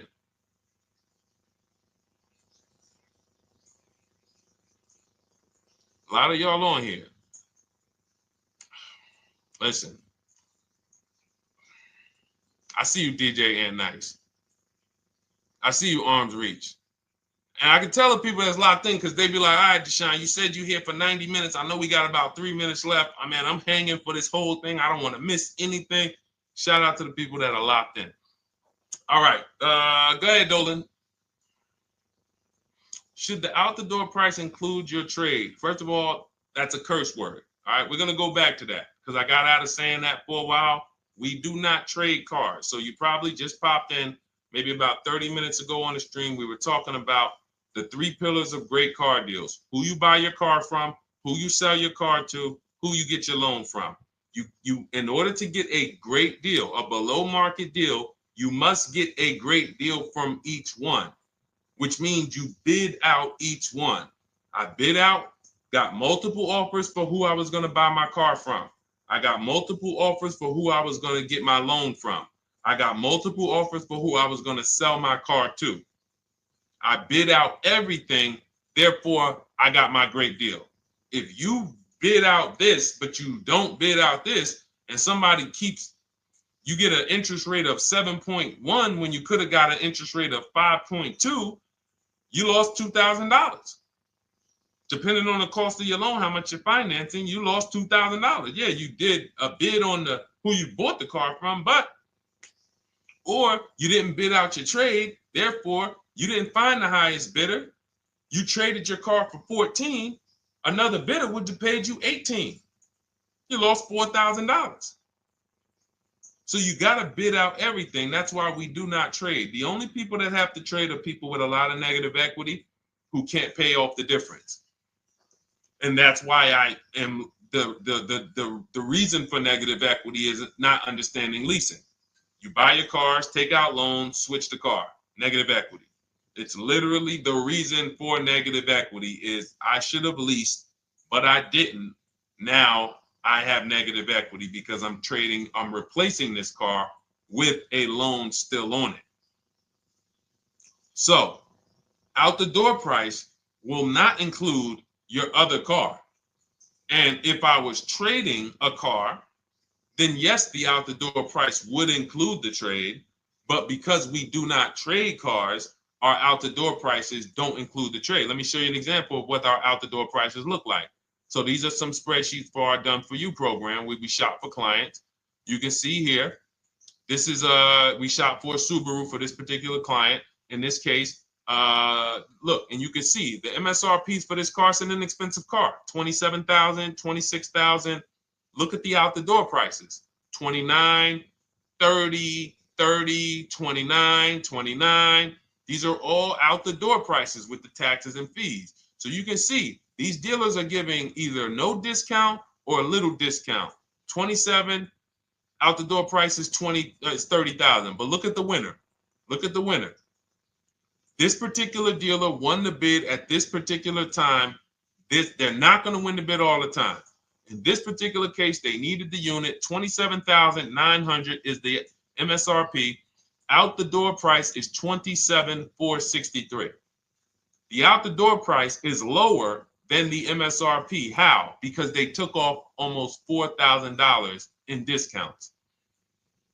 Almost $4,000 in discount. So every time you shop for your used cars or new cars, this is how you should be shopping. If you're not leasing, this is how you should be shopping. I'm getting multiple offers, out the door prices, comparing who gave me the best offer. Who gave me the best offer?